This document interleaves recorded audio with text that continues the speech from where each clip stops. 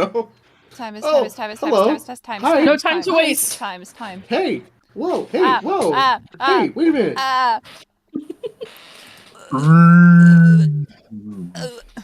A peaceful night in twitch.tv/dividebones with a 0.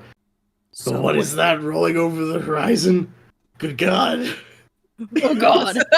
It's all of our OCs. No. Oh. It's a tidal wave tonight. It's a fucking tidal wave. Hi. Happy St. Patty's Day to Crow specifically. Cheers. Woo! Cheers. I've already put away almost about a pint of Guinness, and there are others waiting in the fridge. Oh my God. And today we have someone with us who isn't presenting. Introduce yourself, friend. A friend. Hi, I'm Friend. This is How friend. would you like us to call you? Because sometimes I fucking lose track. Casey or Moth is fine. It doesn't matter. Okay, it's cool. Well, we have Moth or Moth here. Okay, Yes. well then it depends on which screen you want notes in, I guess. Yeah, Okay. they get two parking spaces. I'm They're super so special. cool. They do not have a presentation to give. They in fact are not here to present at all. Yes. They're Welcome here to to the Great Yappening. Yeah, welcome to the Great Yappening, the Great Review, the full Wiki rundown. hours. Yes, wiki hours, many words for it. Either way, we have a fresh pair of eyes who has not seen our previous Yappy Hours, which, man, that really. No, I'm coming in blind. Yeah, great. Yeah, Good. Yeah, one of our best friends and Are great. often collaborators. Yeah. I've popped Doesn't into your look at streams our before. Yappy Hours and No, doesn't fuck even you. Yeah, Why are no, you no, roasting? I learned. It's You, I it's learned. okay. No, it's okay. It's okay. It's okay. No, it's alright. You don't- It's you alright. don't- it's okay. Either You don't have to. way. I see you guys enough. I see you. I talk to you every I fucking see you week. guys That's enough. fine. No, it's fine. It's fine. We're a second or third monitor stream for you. That's all right. But either way. We're This background I hate tab. you That's people. okay. This You don't stream even want to is- count as a This stream viewer. is focused on you. This stream is focused all on you. I hope you came prepared. Yeah, well, you are Always. you're a proxy for the audience, and you will be expected to pay close attention and I'm take chat. notes. Your chat, actually, yeah. Your chat, You yes. are. You In alone. fact, are Wait, say chat. some I love some that for me. nasty things that would conflict with TOS. Do you? I could. Let us ban iCarly. you. You let us ban you, Nightbot. Just destroy Let's get you you. sniped instantly. I will summon Nightbot to ban you into next year. Yeah, but anyway, yeah, and this is also good for anyone who hasn't been to our previous things, or for whom this is also a second or third mod or stream. This will go over goddamn everything alongside some At new least- information. Yeah, if you've ever Overshoot. caught a Yappy Hour in the past and you've been confused about any of the random bullshit we've been spouting, Yes. this one right here Tonight's the is night. the Yappy Hour that you need to watch. And also, we're all drinking. Lord, I'm not. Okay. You're not. Want me to? Yes. I'm no, not you yet. don't It have matters. I haven't gotten it out of the fridge yet. to. Mhm. There eventually. Sure. I'm running low. I I'll gotta wait go until get after. I'll some wait more. until after my presentation to grab my second pint. Yeah. I'm pacing. As per usual, we have our magma open. We're gonna Yes. put notes and doodles and everything. Notes in will it. be taken. I think it's pronounced Magnum Opus. Yeah. I think it's pronounced Magnum. Bye. And so you're not allowed to look at it until after your presentation is done. Yes. As per usual. As per usual. As per Okay. you, ghoul. You go. As per you. Lyra, that color's per so you. hard to see on the I know. I'm getting frustrated with it too. Fucking changing it fucking works for me. Darker color. I can't fucking see jack shit. Get a darker color. Who is this character? We're using red. You sound- I'm using red. Use Fuck. How purple. about purple? Get purple. Warble. Hal Get is, warble in it. is, Purple. Horrible.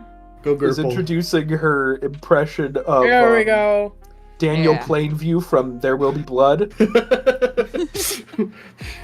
Oh, Oh, this use is a my different A. color. I don't like that color. Anyway. Don't be thick around me, Ted. It insults my Anyways.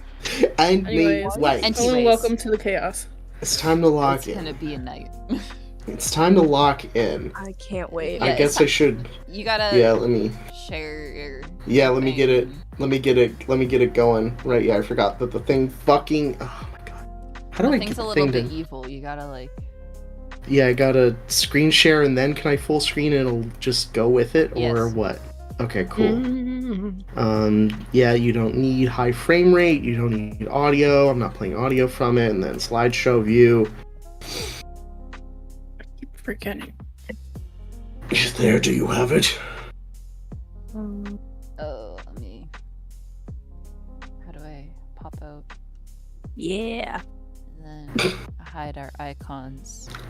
Hide. Yes. Why will it not go away? Okay.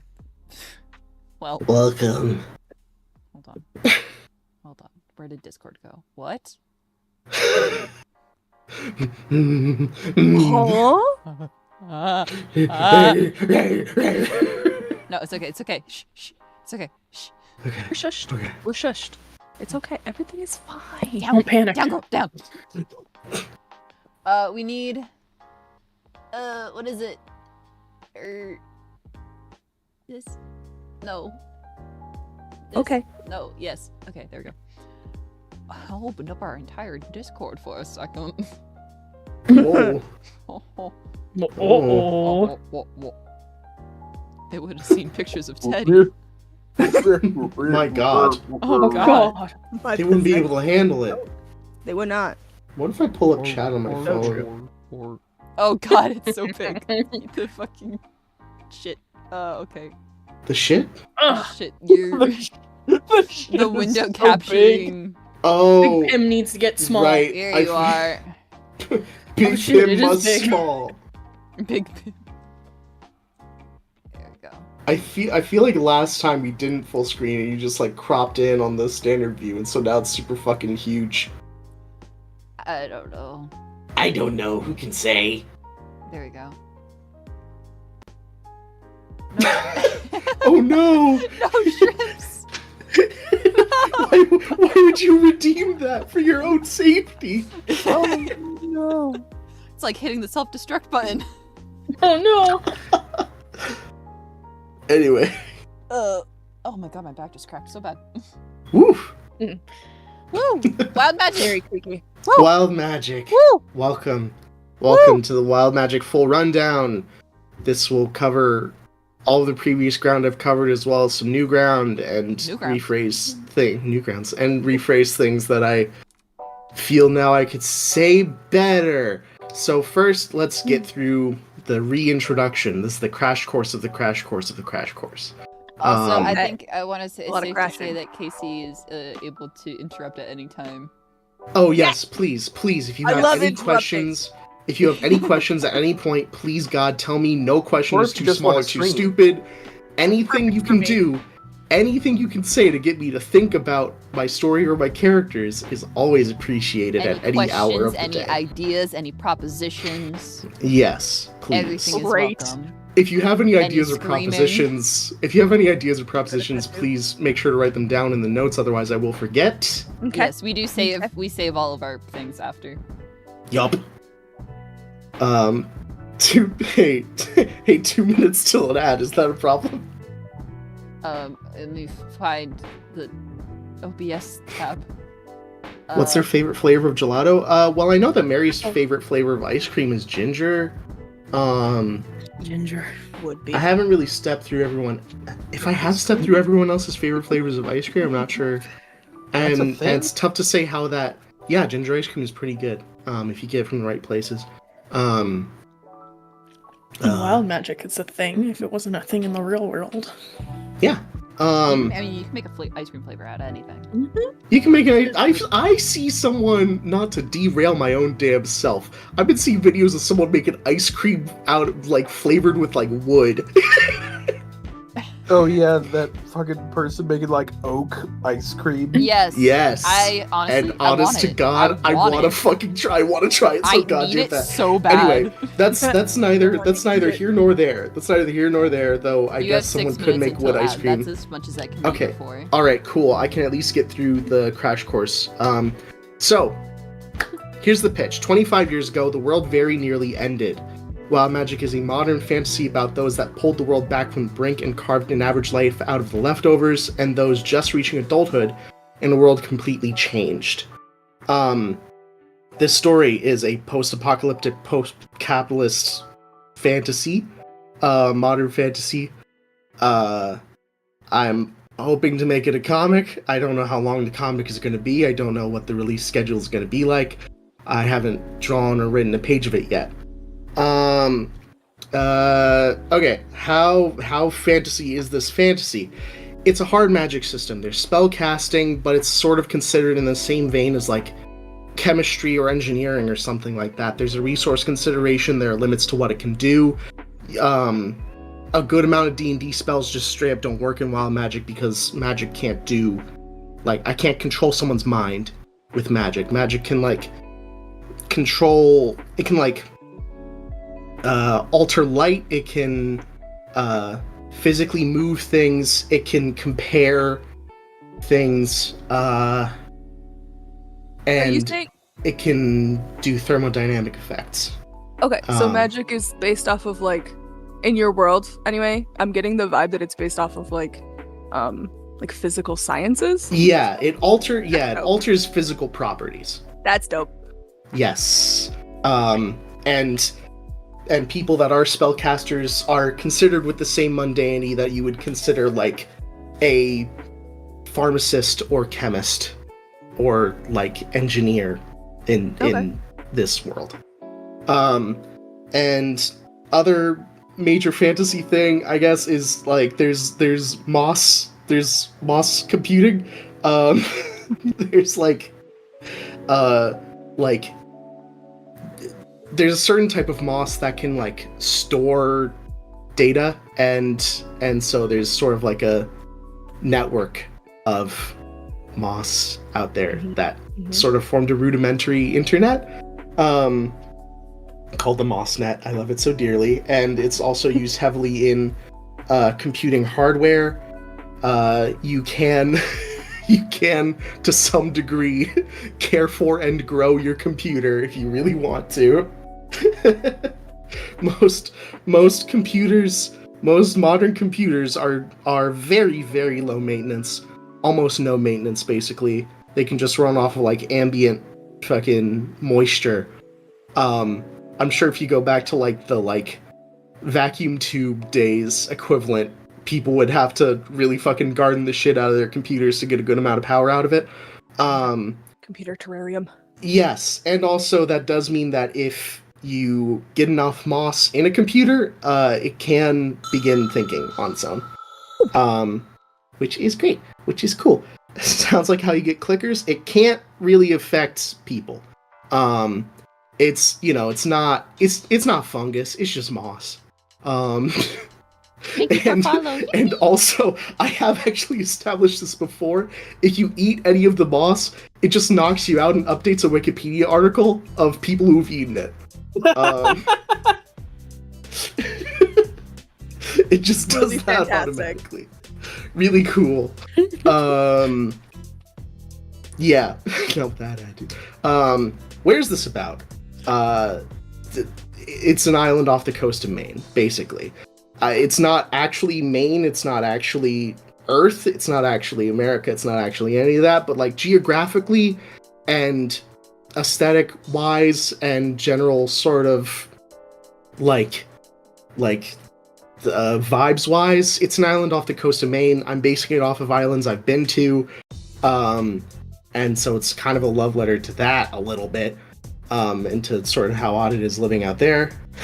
Can it be used like a message in a bottle? That's a good question. I'll think about that. Yeah.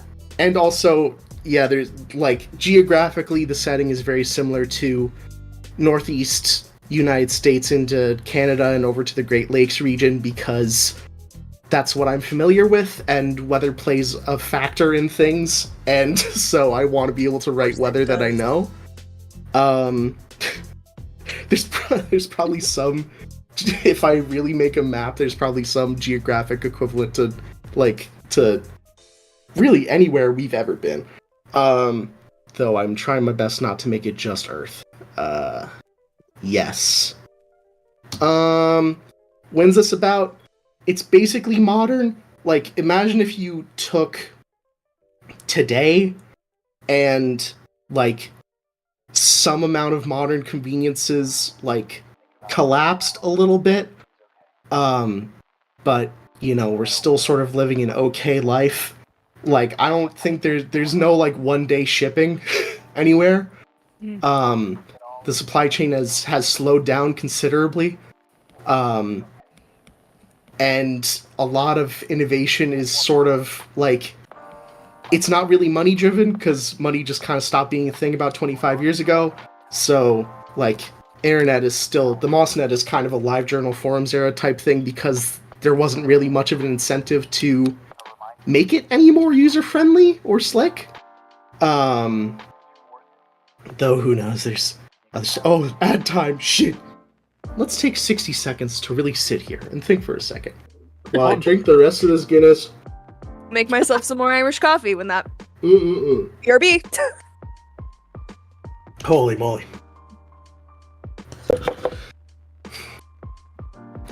There's beer, there's brewing. Is there? Yeah, I would assume there is. yes. You and your ginger beer. Oh yeah, that's another fantasy thing that I forgot that I established to a friend of mine before. There's a type of bee that brews mead on its own. Brewer's bees. That is What the fuck? insanely cool. Yes. I like that a lot. It's like those ants that like cultivate fungus and things. Or the meat flies. Yeah, or Or the meat flies or The something. meat Oh, wasps. the meat Meat wads, yeah. Wasp. Yeah, there's beer, there's brewing, there's deer, there's doing. It's true. It's true. There's deer. There's... Well, okay, well, I Did mean... you just come up with that? No, someone in the Goblin. Well, I mean, considering your definition of doing, there might not be. Goblin, you know this. But yeah, welcome back. Is Casey back? Casey, like, wandered away. Oh shit. Oh no, what are we gonna do? Oh no. Full steam ahead. I don't Guys, know. do any of you have any questions already? I questions already. I don't have any questions. I do have a mention, and it was just mention. me having a thought of check out the Sword of Shannara for setting stuff, because I'm pretty sure, if I remember that correctly, it is a modern setting. Okay. Like, it's past a modern setting. It's like the same thing you have, like post-apocalyptic. You'll have to modern. write that So- out proper. Yeah, I have it. It's on the Yum, notepad, yay. so. I don't know why I say yum. I was thinking about the beer. Moss is like flash drives? No, Moss is kind of like... It can be a hard drive, it can be a processor, it can be a graphics card. It's sort of... Much like how spellcasting kind of, like, also sort of acts to cover for, like aspects of chemistry and engineering that I don't really know. Moss kind of covers for bits of, like, hardware and computer engineering that I don't really know. Moss instead of silicon? Well, there is silicon. It's just that, like, in place of your CPU, there's a little square of moss. The pattern is the processing. Maybe. Well, kind of. Sort of. It's like my computer has moss in it. Yeah, your computer has moss in it, your phone has moss in it. If it does any slightly complicated calculations, it has moss in it. If it can't just be completed by a series of relays, there's a bit of moss involved. And that's mostly because, comparative spellcasting is sort of resource intensive. And spells don't, last forever, really, so... Unless you want a toaster that you have to fucking, reload with a cartridge of spell scroll every so often. That would honestly be kind of hysterical. It would be kind of hysterical, and there's probably some applications where moss would be inadvisable, and instead they would use like more limited use spell scrolls. Yeah, you can have a moss that grows a network over old city infrastructure. In fact, they're probably, yeah, definitely. You can go out. You can go out into a forest with a little plug-in, find the right moss, plug right in, and access it. To some rudimentary degree, I think like the average forest moss that you find is kind of more like early days like DARPANET stuff. Like you're getting like a text only layout. Is the moss DOS. edible? Kind of. The moss won't kill you. It'll knock you out, and it'll update a Wikipedia page to say that you ate the moss. I still think that's funny. Is it bacon flavored? It's flavored like moss, which is kind of like if a leaf was dirt. Speak from experience, that is what moss tastes like. Awesome. Welcome back. Casey. Oh, sorry, I forgot to announce you were talking. I didn't want to. No, you're No, good. good. We knew No, you that's left. awesome. We were waiting That's for perfect. Let's continue then. Why is this about? Let's just get into the reason why I'm doing all this shit in the first place. Why do I have all these damn OCs? Back in high school, I was bored. And I had just been introduced to webcomics. And I was like, wow, I want characters. And so I started making up characters and continued to make them up. And then in college, I got introduced to D&D, and that accelerated it even further. Is there a separate wiki section for moss force feedings or moss prankings? I don't think the moss does that automatically, but I bet some editors can attempt to sort it out. Back in high school when I was born, it's true. Look at me, I'm such a little baby here. Good God. With my various little things. The dragon head. Yeah, the little dragon head, little cone head dragon. Little fucking ball on legs bird. Belle, I love your little guys. Thank you. You should draw little guys more often. Thank you. I've been you don't even know the half of it, man. Just you fucking wait. Just you fucking wait for the back half of this You presentation. should send me your little guys more often, just unprompted. Go on I Tumblr feel. and read Lita. It's not about, Go we're not on talking about Tumblr. Lita right now. Keep going. but this isn't about Lita. You can program the moss to be bacon flavored. Magic can't alter flavor. Unless you get it so specific that you can alter the Thought you were gonna chemical say unless you composition. get it wet. I bet that if you really put the resources into it, you can make a spell that can take and pull apart molecules and rearrange them into different molecules that would make a bacon flavoring. That's fuck. But that's fucking nuts. Wow. Yes. The ramifications of that are actually a little insane. It's very much in the that's sort of in the realm of researchers and madmen, and not really in the realm of any sort of average everyday good. Lovely. Yes. Anyway, yeah, I've been making characters, and I've wanted to have an idea to put them in for a long time. And every day I get a little closer. So proper themes of it. The central themes of wild magic are going like such. Making a better world is not a singular action by a singular person. This is a world that had been clawed back from the brink, not by one hero, but by a lot of people doing a lot of small things. A truly communal society requires room for those that can't contribute.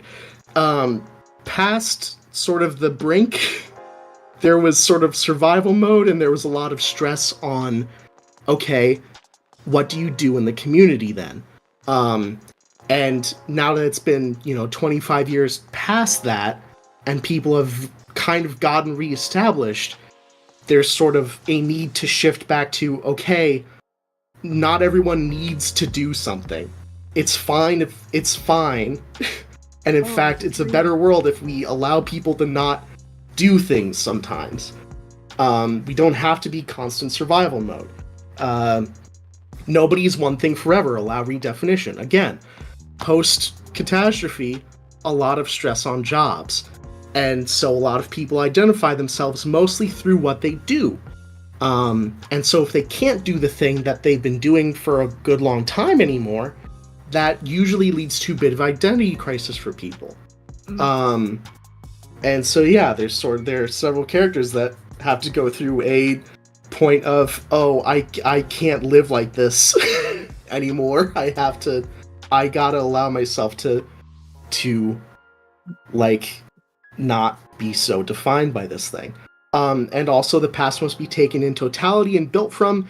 You are never truly separate from it. Burning down everything, unfortunately, doesn't really work as a solution in wild magic. I don't know how well it works in real life because I'm not a sociologist. But yeah, at least in wild magic, burning everything down doesn't really work for building a better society. Yes. I don't want wild magic to get too preachy, but it's kind of hard not to. It's sort of like the space that I use to think about these things. So, moving along to the cast. Who's this about? I'm going to introduce you to everyone and walk you through their character arcs, step by step. Well, major points by major points. And then I'm going to place them on a timeline of where in the general story I would like for each character to be at these certain points. In order to track that, I have made various little guys for each character. God. That will be corresponding to their various steps in their development. So just to step through the major main cast, we have Amelia, who is the sort of perspective character for, like, the sort of front third of it, of the story in general. They are new in town. They are a weatherman's apprentice.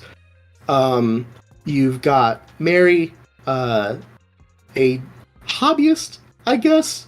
She does anything. She does something. She does nothing. She's funny. She's my favorite.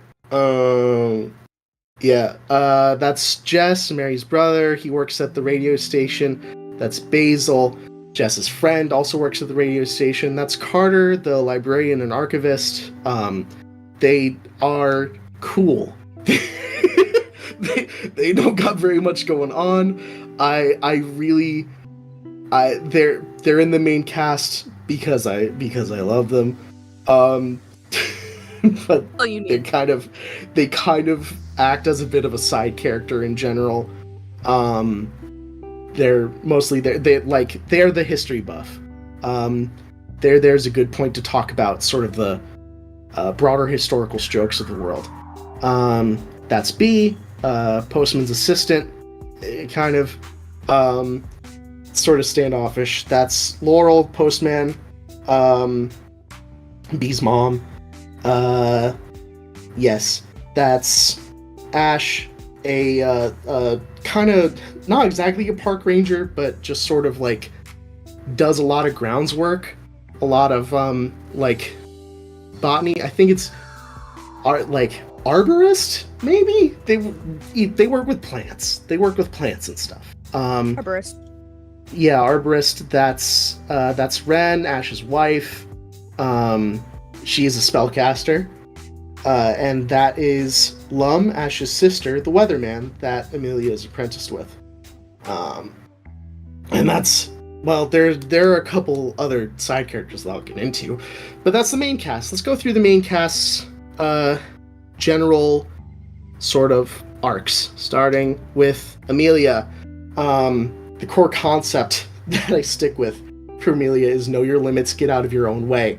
Amelia is stricken by chronic migraine, which gets in their way a lot. And also just kind of is generally, like, overthinks things. Yes, they gotta fucking... But yeah, they're in their own head too much, then they fucking burn out, they reconfigure themselves and end up a weirder and better person for it. Then we got Mary. Core concept, you do not need a simple definition. Mary does not have a proper job overall, and in fact, anytime that she tends to like get into like one sort of field or another, she loses interest very quickly. And that sort of starts to get to her a little bit because she sort of has a hard time defining herself. And that sort of, yeah, she doesn't have a great time dealing with it, but she comes out better. I mean, they all come out better at the end, but yeah, ADHD child, it's true. It's very true. Yeah. There is Jess. Take life as it is. Jess doesn't have too much going on, mostly because I'm a younger sibling, so I'm still trying to really figure out how to write an older sibling. But I think I'm starting to get some narrative cores of like taking care of someone while you yourself are not like fully grown yet. Then there's Basil. Basil was like loves where they're from, loves their hometown, and yet still really wants to like leave, but also feels so connected to their hometown that they feel like if they left, they would be kind of like leaving everyone in a bad spot if they were to just like up and leave. And they kind of have to get around that line of thinking. We got Carter. Nothing going on with Carter, just for real. They are just full grown fucking weird. In a beautiful and awesome way. Very community minded. Very much kind of the past must be taken in totality theme. Like, they do not shy away from any aspect of history, and very much encourages people to also not shy away from the past, while also not idolizing it, and just taking things as they are and living. We got B. Core concept, you gotta make your own decisions. I was sort of stuck for a minute on getting this core concept, but I think you gotta make your own decisions is a very good core concept for something else that'll come up later. They start off very standoffish, and sort of like get a bit of a heart of gold as they go. B is very cool. Yeah. Oh, Carter probably has a pretty strange view on past personal mistakes. Yeah, Carter's very fucking, like, very straightforward about past personal mistakes. Sundering guy. I don't know. I try my best to keep clear of tropes too much. But yeah, I don't know. I don't fucking know how that works. I haven't read enough manga. I haven't watched enough anime. We got Laurel. You gotta accept your mistakes and move forward. That and is very important. Because it's not just about accepting mistakes. Laurel is someone who has been running away from themselves for a while. And has to learn to sort of face her past and actually fucking work on herself a little bit. And yeah. Yeah.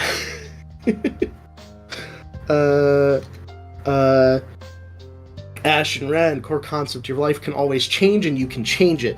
They're fucking like bound together through the end of the world and back. Just very literally. They watch the world fucking crumble around them. It's like, well, I got you though, so we're gonna fucking carve out a good life if it kills us. And it didn't kill them, and that's surprising to them. And Lum, core concept, you're part of the world and it's part of you. There's a lot of poetic waxing I can do about weather as a thing. And and she will do that. Yeah, like Lum is someone who kind of comes off as standoffish at first because like she has a very flat affect. But she's genuinely one of the kindest people in here. And very much was like, okay, if I have to fucking claw a better world back from this shit, I will. Lum's microplastics. No! No, man! No. Exact opposite! Oh, these are side characters. I didn't have them in the slide of main characters. Yeah, Pepper's a side character. Pepper is a cataclysm from a previous world. Okay. Yeah. Labeled side character. Okay. Well, because Pepper doesn't show up much. Pepper doesn't show up much at all. You know, like they're not an antagonist in this because I mean they already ended a previous world. They don't have to end this one.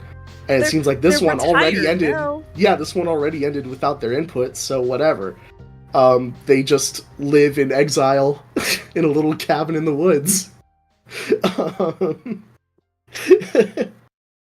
Oh, yeah, you know what? Yeah, actually, wait, hold on. Like, okay, Moth, you were there for Critters. You were in Critters with us. You did the Critters one shot. I did do the Critters one shot. Yes, the Critter Age was a previous age of this world. And Pepper is what ended it. Oh shit, okay. Yes. There's a lot that I can say.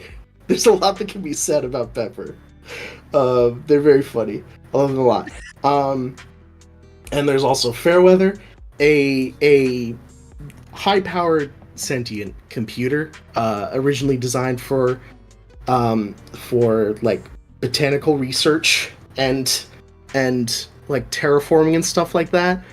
And then got enough moss in them to realize that the people they were working for were kind of bullshit, and so they quit. And were very much down on their luck. Yeah, core concept: nobody's ever truly alone in life. So here are two people sort of like cast aside from the world, and older than they should be, and like sort of both kind of down on their luck and past their use by date. So, yeah, they become unlikely roommates. It's very cute. It's very cool. B kind of drives that as well in a way, which is funny. Which is fun to me.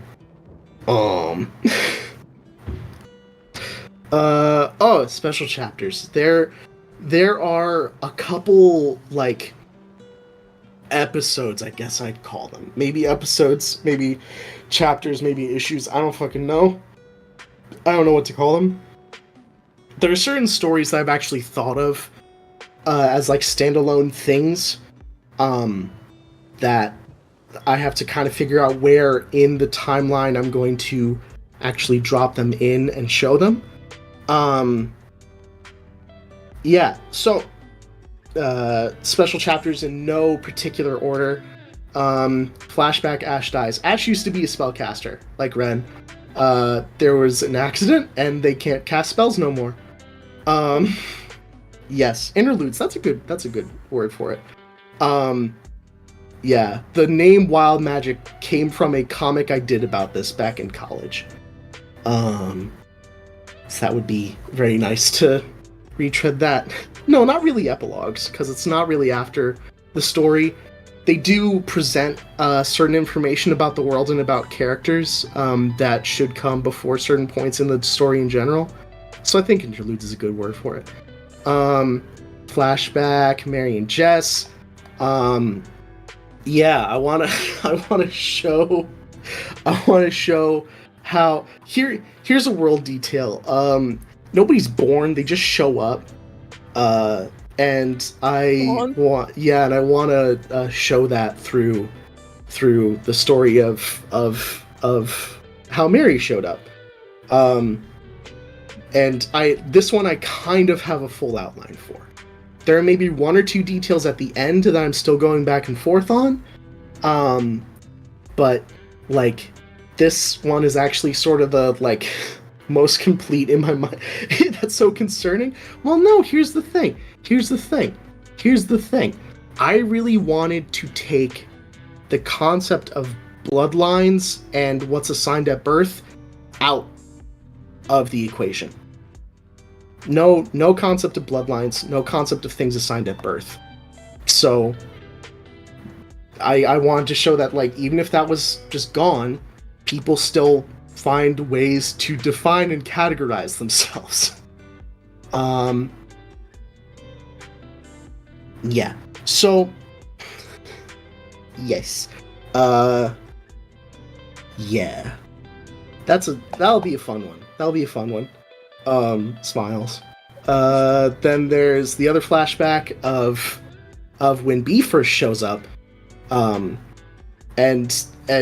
Laurel very much did not exactly intend to have a kid. And sort of how it kind of gives them a bit of a wake-up call in their life. Yeah, how it sets certain things into motion. Certain things, that pay off way later. This is not a flashback. This would actually happen as kind of a special story in the actual thing. Wheel in the Sky. Laurel's past kind of catches up to her. B has to answer for it. And sort of like basically sort of drag their mom into improving their own life through facing a very difficult challenge. Facing a heist, essentially. This is also where Fairweather comes into play.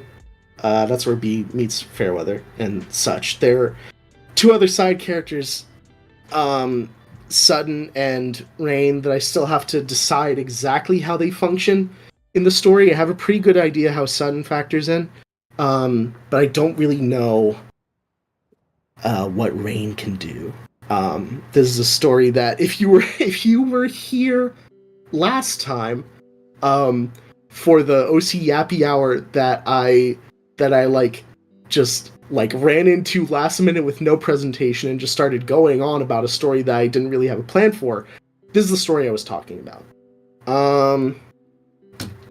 What else? Hello? My presentation? Right, the timeline. It's time to place these various little goobers and special chapters onto a timeline. This timeline will be going year by year. This is also a good excuse for me to talk about what I've figured out for how the year is structured, which is that there are 6 seasons. The names aren't final, but I mean, they're final enough in my mind that I'm probably not going to change them. There's Growth, Heat, Harvest, Mud, Cold, and Thaw. The year starts at spring. The year starts at the start of Grow, basically.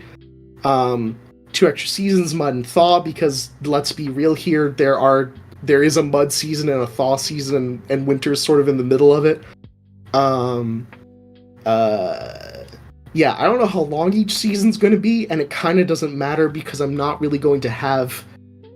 There's no need to have a present, like, numerical calendar in Wild Magic.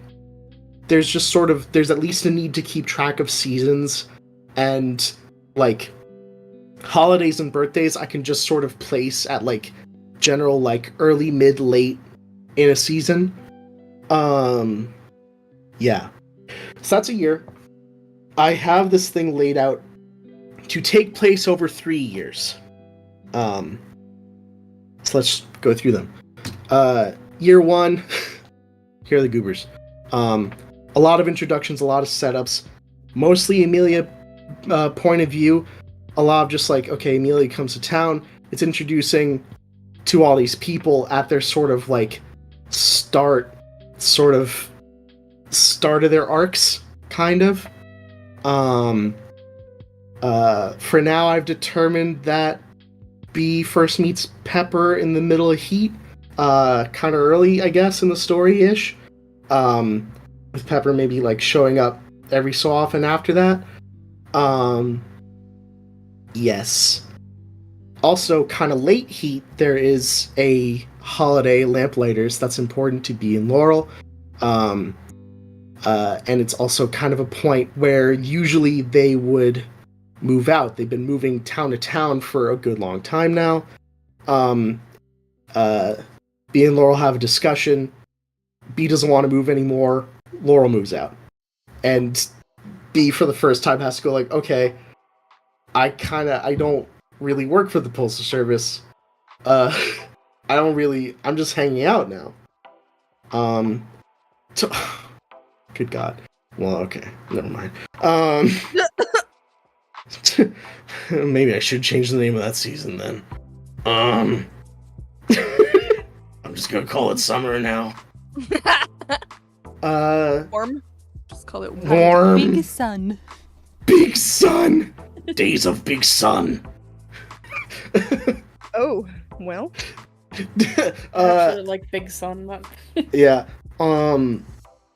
Harvest is pretty important to Ash because I mean, you know, like arborist work, so and there's like sort of plant-based harvest burn. That's crazy.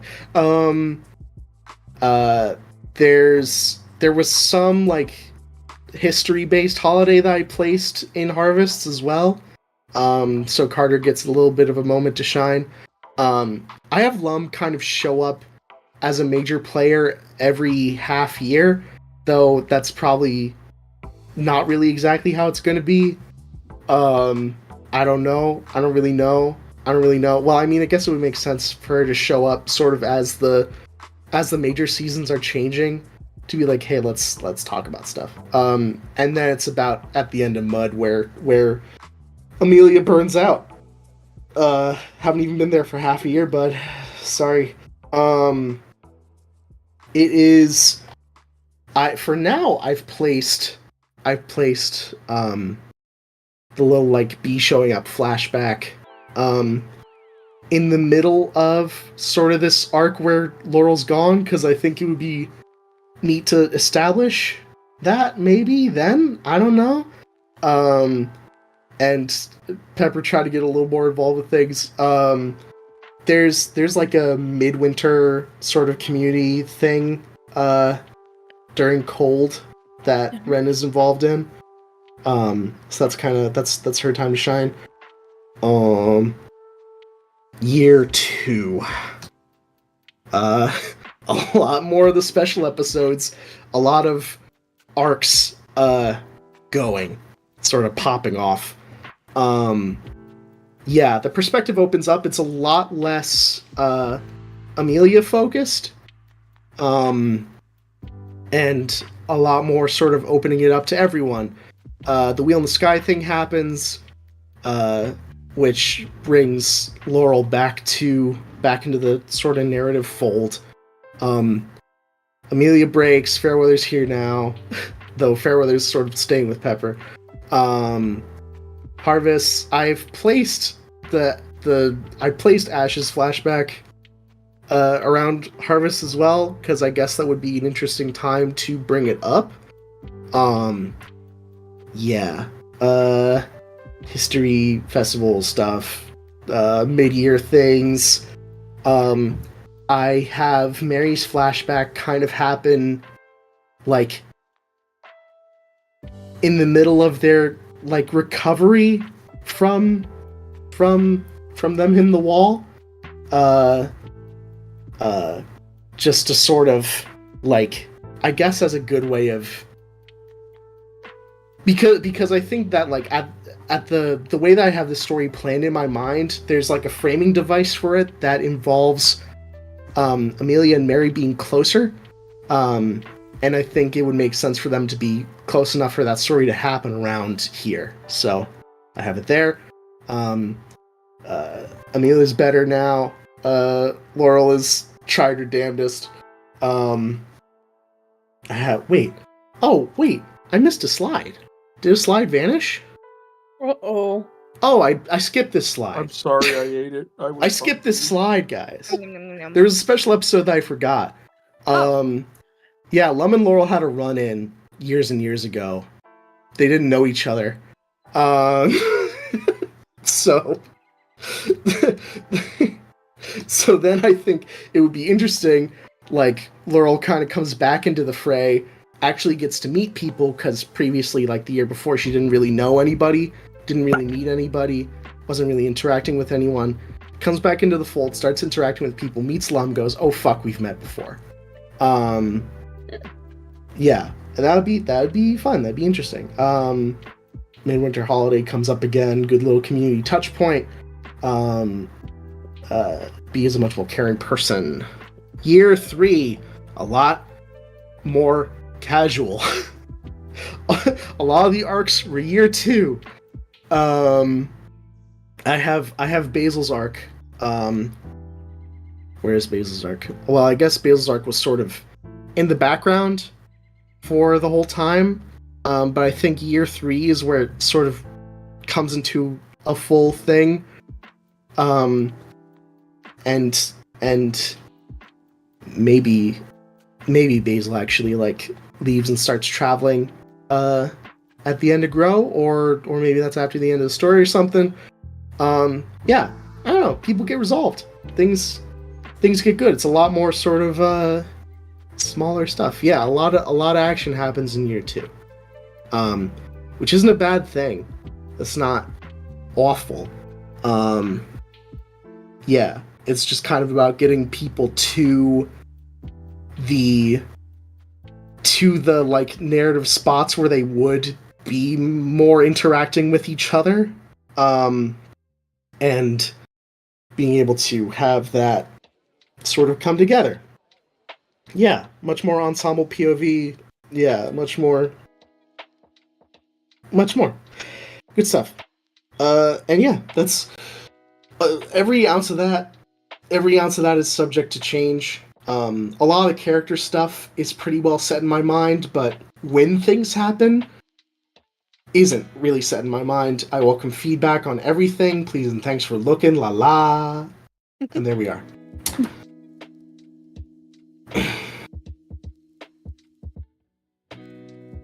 Well, you have a good 3-act structure going with your Thanks. year 1, year 2, year 3. Because you Thanks. said year 2, that's when most of the stuff happens, which is a good outline. Because in Act 2, that's typically when a lot of shit goes down. Yeah. So whether it's good, bad, what do we say? The good, the bad, the ugly. That all happens in year 2. Yeah. So, because year 1 is your beginnings and year 3 is your endings. So. Mm-hmm. Which is good because I didn't exactly go in planning that, but as soon as I was like putting it down, I was like, wait, no, this is good because it does a good like setup punchline recovery type of structure. Awesome 3-act structure. Mm-hmm. So, which for a comic that you don't exactly know how many you'll do of. Yeah. You've got your season 1, your season 2, your season 3. Mm-hmm. So Mm-hmm. Yeah. especially if you don't have a set length. Yes. I don't think I've heard of Carter before either. I don't talk about Carter much because Carter does not have much going on. I know, but Carter's the one like... normal character. Yeah, Carter's the one. Hi everybody, I'm Carter. Hello. I feel like Carter. Who is it? I collect stamps. Carter, Lum, and Ren. Yeah. Carter, Lum, and Ren. They feel like pillars within the community. Yeah. How you've described them and set them out personality-wise, as like Lum, the core concept being you are part of the world and it's part of you. Carter being like you have to remember the past in order to move forward in the future. And Ren, I think the reason why my brain goes, Ren is a pillar is because you mentioned that Ren is a spellcaster. Yes. If I remember correctly? Yeah, so that taps in on like your magical point.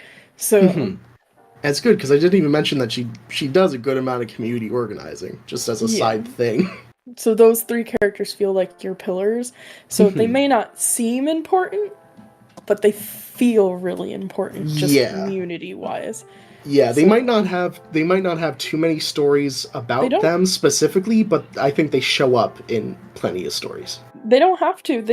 I wrote a note down. It says Carter feels like a good informant archetype. Yes, precisely. It's like it's same thing that goes for like Ren and Lum, where it's like these are the three characters that if somebody's having a problem, these are the people go to get an answer.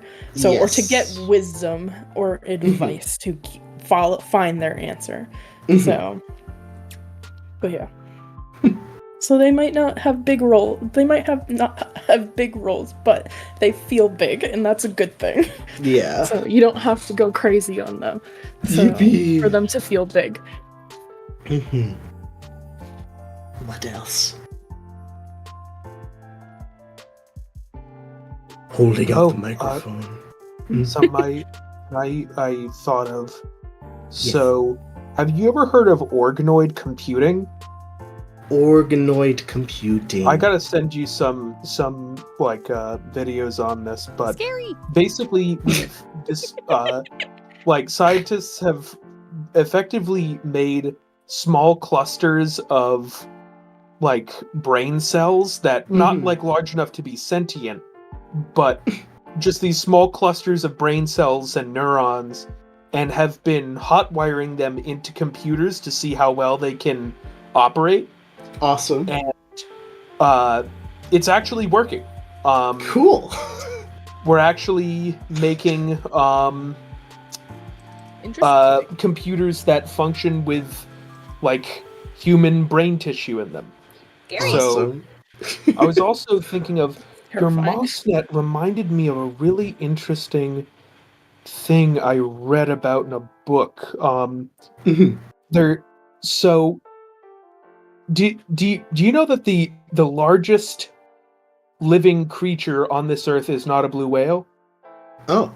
It's it's fungus. Oh, it's a massive fungus. Yes. That lives beneath, like, just a few feet beneath the earth in, I think it's like Yellowstone or Yosemite, just one of the national parks. Yep. And it literally spans for miles and miles.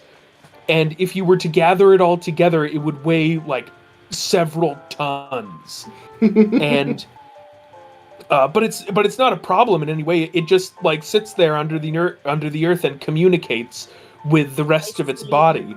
Fucking awesome. Really Your MOSNet, I was immediately like, oh, that reminds me of that massive of like once again entirely benevolent fungus. I don't want to scare anyone into thinking that this is like clicker shit. It's not. No, that's it's just a really big. Different. It's just a really big, effectively just a big mushroom that lives underneath a national park. Yeah. It's really cool. Like that's the thing is that like oh man, there's like living matter in my computer. Yeah, but imagine if that's how it's like always been from like day one of computers. It's like there's a bit of moss in there. So what? Oh, weird. My computer's running like shit. Just like, have you checked like the humidity in your room? Maybe the moss is dried out. Can you send a photo of your processor real quick to see if it's like browning at the edges or something? Me looking into my computer earlier today. What's wrong with you? Is there are there like Moss IT guys? Probably. Yeah, probably. I mean, like it's go to school. Yeah, it's definitely a little more like base kind of bare bones. I mean, there's some like consideration for like, okay, like, are you keeping this bit of moss healthy? Are you keeping it in the right size range? And also they can probably just like plug direct into it and sort of run diagnostics and things. I don't know. Oh, I have a question. Yes. You said people aren't like born, like there's no bloodline. Yeah, they show up. Yeah. So how does family work then? Like I family get the is concept of, like found family type shit, but like family is kind of an agreed upon thing and kind of a like sort of like intrinsic thing. It's hard to know. It's not exactly. It's one of those questions I don't exactly want to answer. Which is funny because I think there's probably a good amount of researchers in the wild magic world that their field of study is where do babies come from.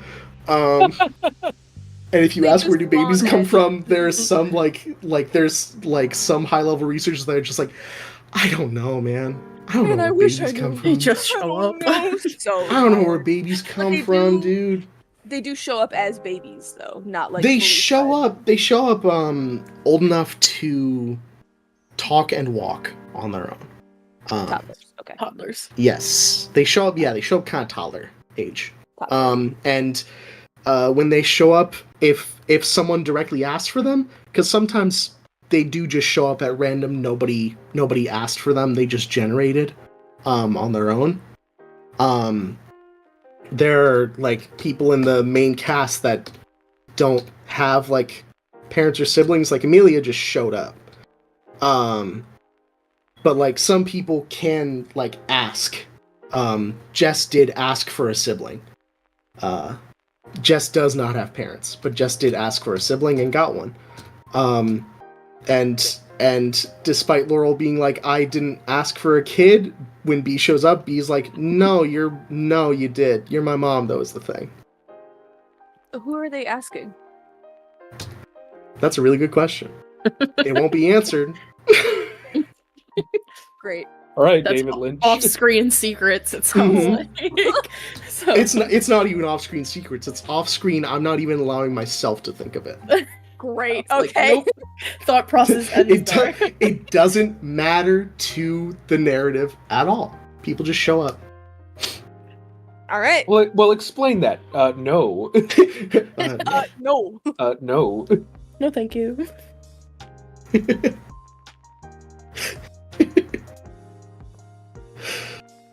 Oh yeah. Oh yeah, it's not like an Apple repair store, it's more like independent like repair people. Yeah, absolutely. Yeah.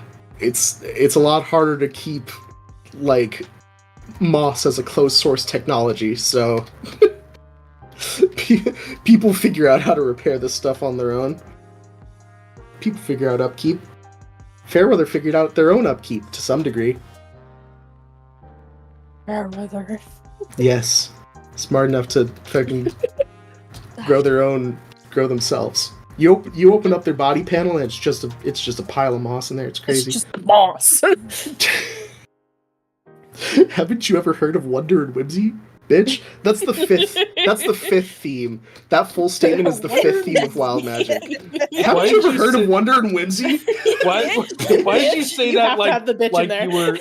Why'd you say that like you were in the trailer for like the next John Wick? Haven't you ever heard of Wonder and Whimsy? Bang! His name Jogwick de Gugu Baba. Cuckoo.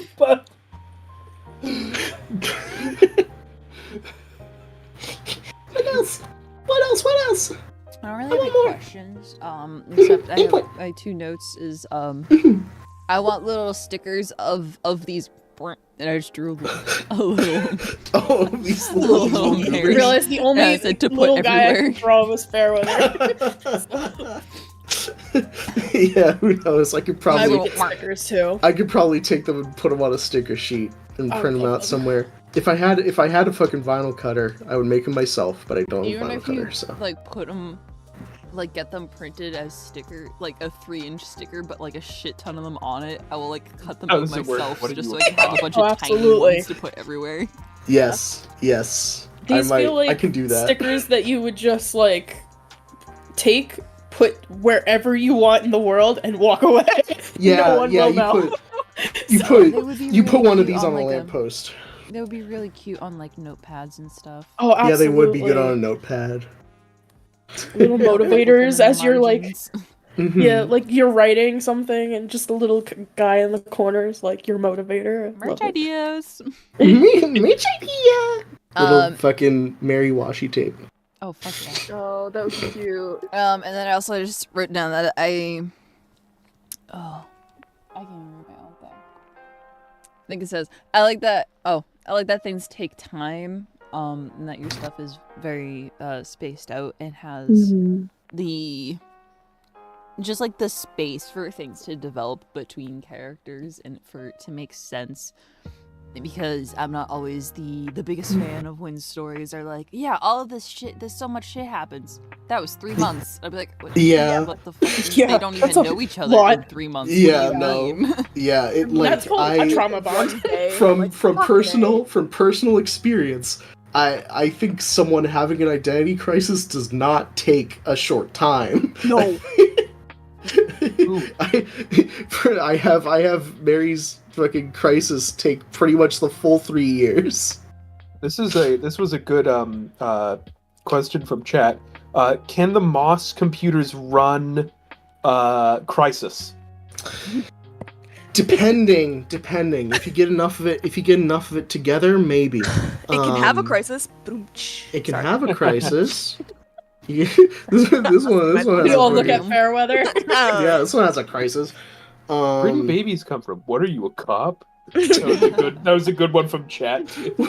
You cop? We don't have cops no more. Get off this planet. Get off the planet.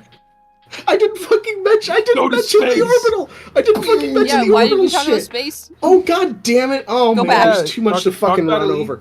Talk about Elysium. Right? Space-time, Yeah. space-time, Hi, Moth. Look at me. Yeah, look at I'm me. looking. I'm staring right into your peepers. I said 25 years ago the world nearly ended. You did. Yeah.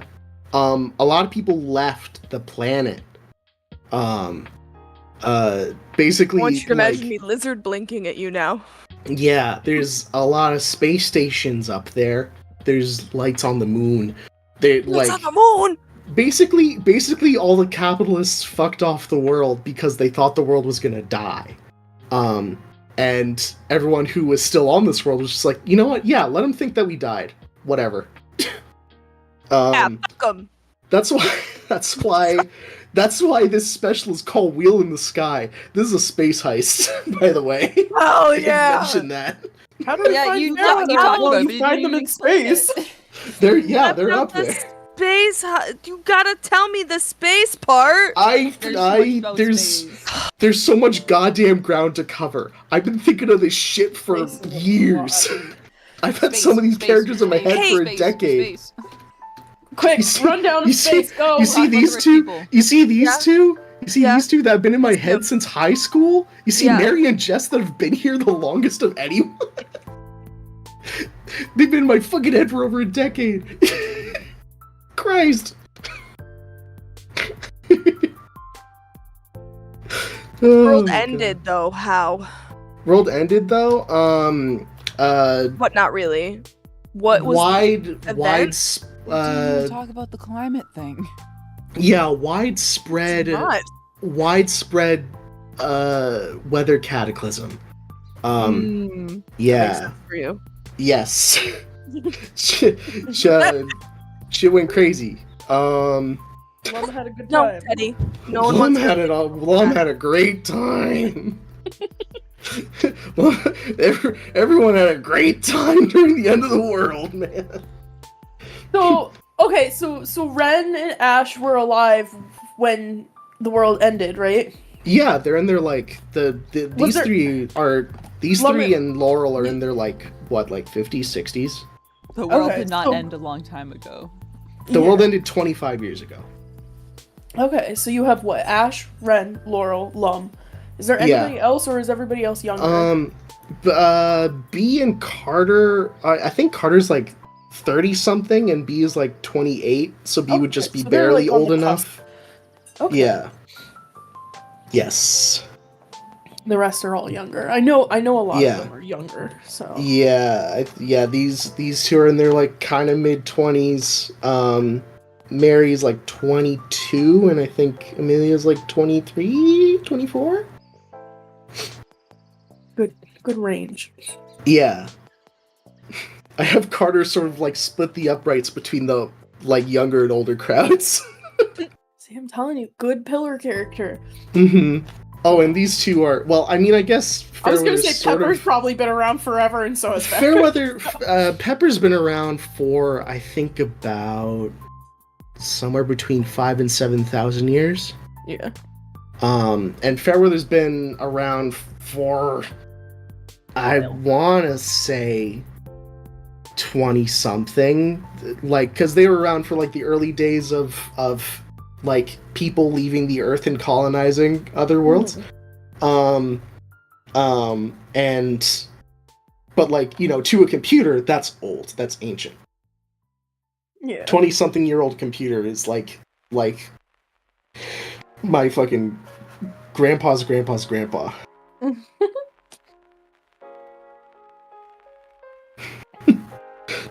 Does that make them Zoomers? I don't know if there's really a generational divide.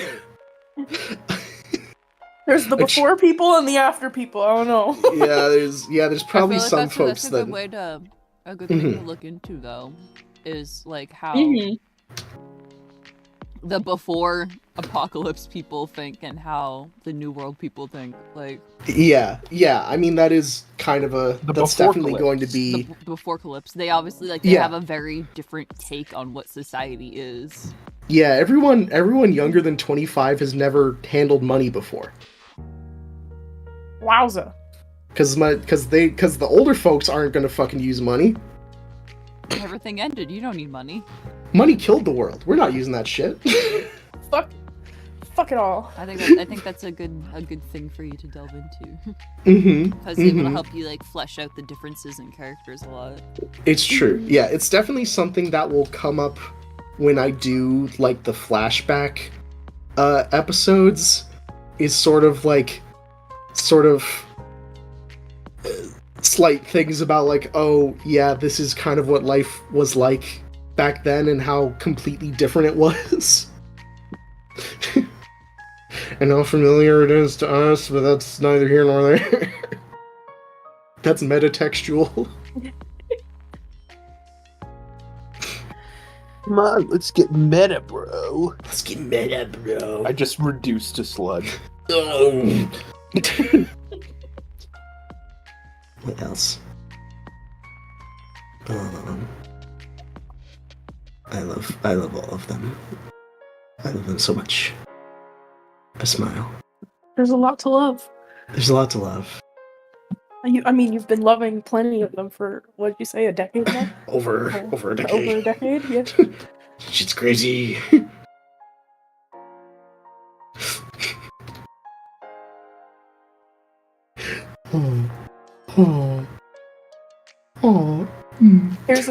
Here's a question. Yeah, what's up? The last thing I have to ask. Sure, what's up? Who do you identify with the most? None of them. None of them. Wow. Because I identify with all of them a good amount. I mean, yeah. There's like all of these are questions I ask myself. They dance in my head like onions. If you really trace things back, in all technicality, Amelia started from a self-insert, but progressively got less of a self-insert as time has gone on. Happens. Yeah. Sometimes those end up the best characters. Yes. You know them the best. Yay. Yeah. But, all of them sort of have, like, cover aspects of how I think about things and questions I ask myself and, like, perspectives on certain things. Yeah. They're all me in some way. That's what makes the best characters, I feel. Smiley! That's what... Insert yourself into every character and you'll know the world way better than anybody else. So.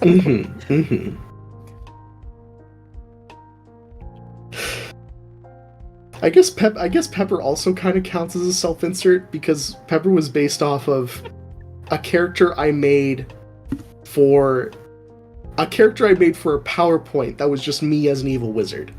I love that. Yeah.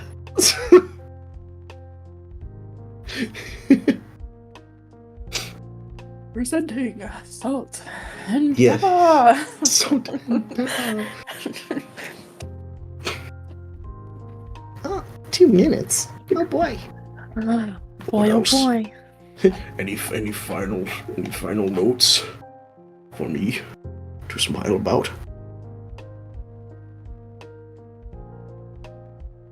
Well, hey, if I have a thought in the random middle of the night, which is always possible with me as a person, I will DM you about it.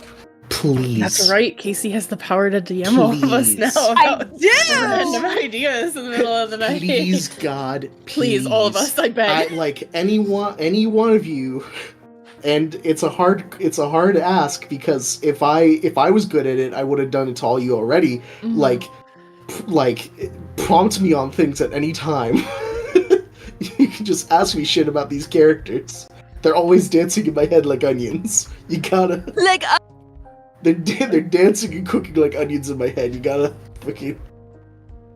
You can come up and ask for a fucking spoonful. Dancing in my head like onions is such a good line. Mm-hmm. Be a spoonful of your onions, please. From chat, I think it's a great exploration of actually imagining how a different society works. Yeah, this current iteration of WoW Magic very much does come out of my hope that a better world is possible.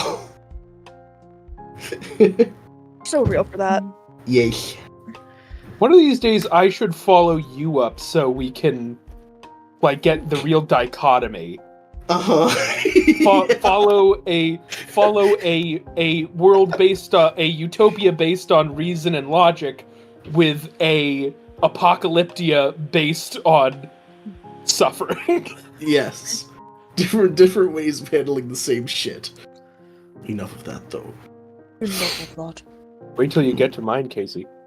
Oh boy. Oh, we take that one.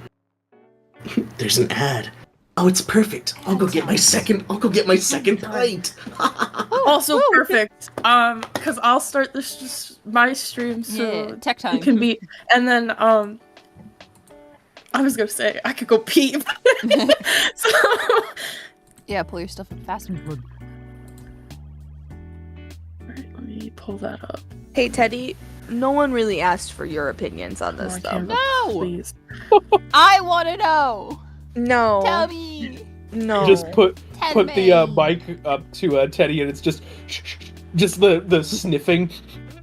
You want to hear this? Yeah, you can actually like lean close to your mic. Mine's too far away, so.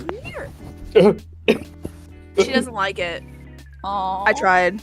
She keeps. To be fair, my mic is on my headset, so it was just me getting really close to her face. you just leaning in like, please. And she was like, your thoughts and Walking opinions, away. please.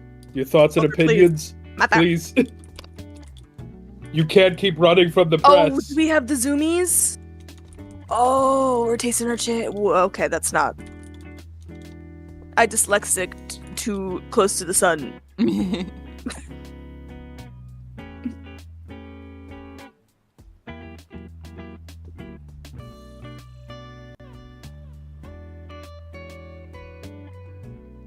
Okay, no, fine.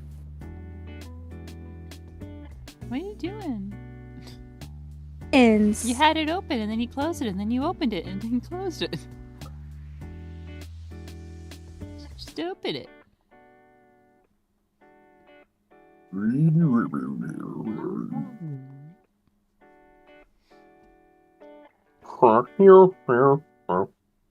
No, did I get kicked out of magma? Oh. Why is only Pal in here? why is only Hang Pal on. in here? I'm back. Welcome back. Big Pim. Bing Pim. The forgotten.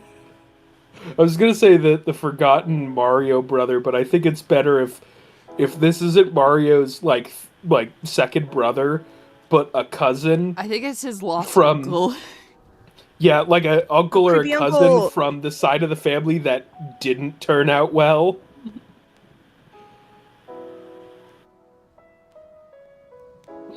Yeah, Bing Pim isn't like saving princesses from castles. Instead of Big going Pim is- to the Mushroom Kingdom, Big Pim's side of the family went to New York City. New York City.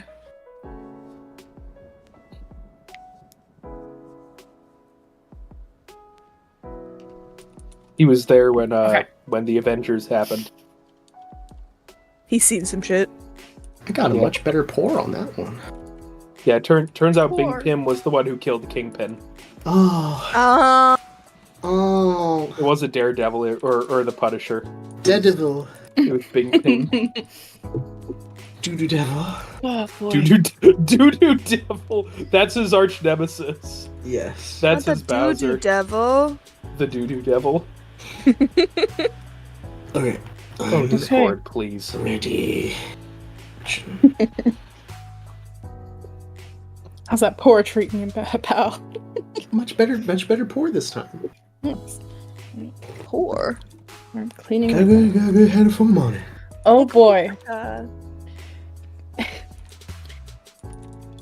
feel like I'm about to get very chaotic. Hold on, I gotta get in the very stream. simple. Hold on. No, you're good. Not Very chaotic and very simple. simple. And I don't know why I'm so nervous. It's just me. I know, it's just Don't be Casey. nervous. Don't be nervous. It's just me. Don't be nervous.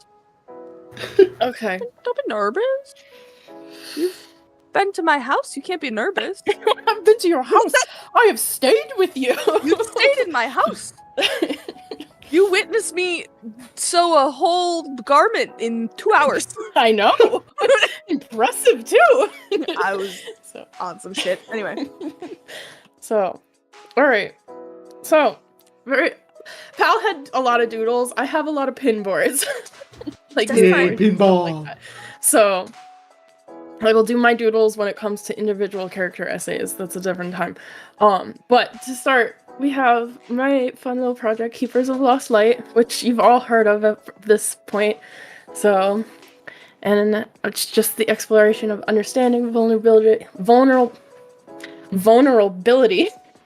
and empathy, aka the depths of the soul. So, my main themes are primary set around like those three like ideas, just empathy, vulnerability, and understanding. So the world needs empathy to survive. Without it, everyone would be tasked with doing everything by themselves until it was too late to save themselves and others. Or others. So with that, you also need to be willing to be vulnerable to understand others, because that comes with empathy and stuff like that. And have the will to operate on the notion that life is made important through its complexities.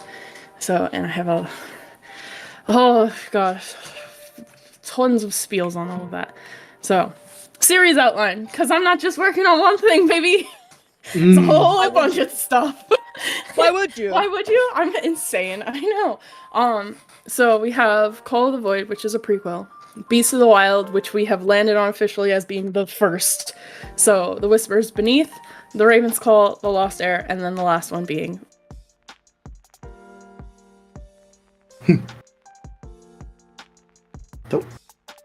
Starts the night of the Bravensburg Massacre, or the Eliza Massacre, which becomes like the spark that ignites the primary story of the series, or as we've been calling it, the dirt. Dirt! So, the dirt.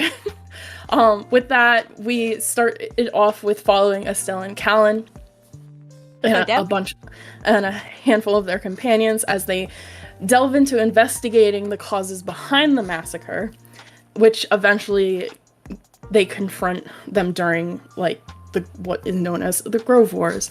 So, which is their big like war front effort that they get involved in. So after Estelle and Callan's story, though, that's when we start delving into like the follow-up / like consequences.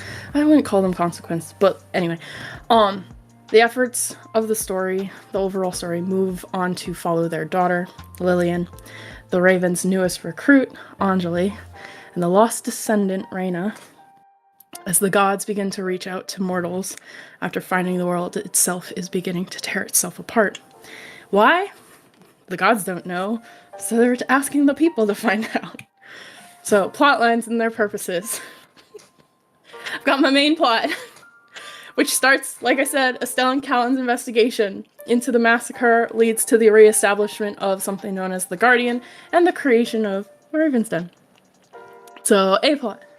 Continuing Estelle and Callan's story, we follow Lillian as she takes up guardianship after her mother and faces off with an old enemy. B-plot, now following Anjali, we get to the other side of the story and an inside look behind enemy lines while also following up on the organization that was born from the Grove Wars. So, C-plot, Lillian and Anjali are brought together to help the lost and weary descendant of Lady Sapientia's people, Reyna, as she faces off against a rogue force of power known as the Nightingale. Finale.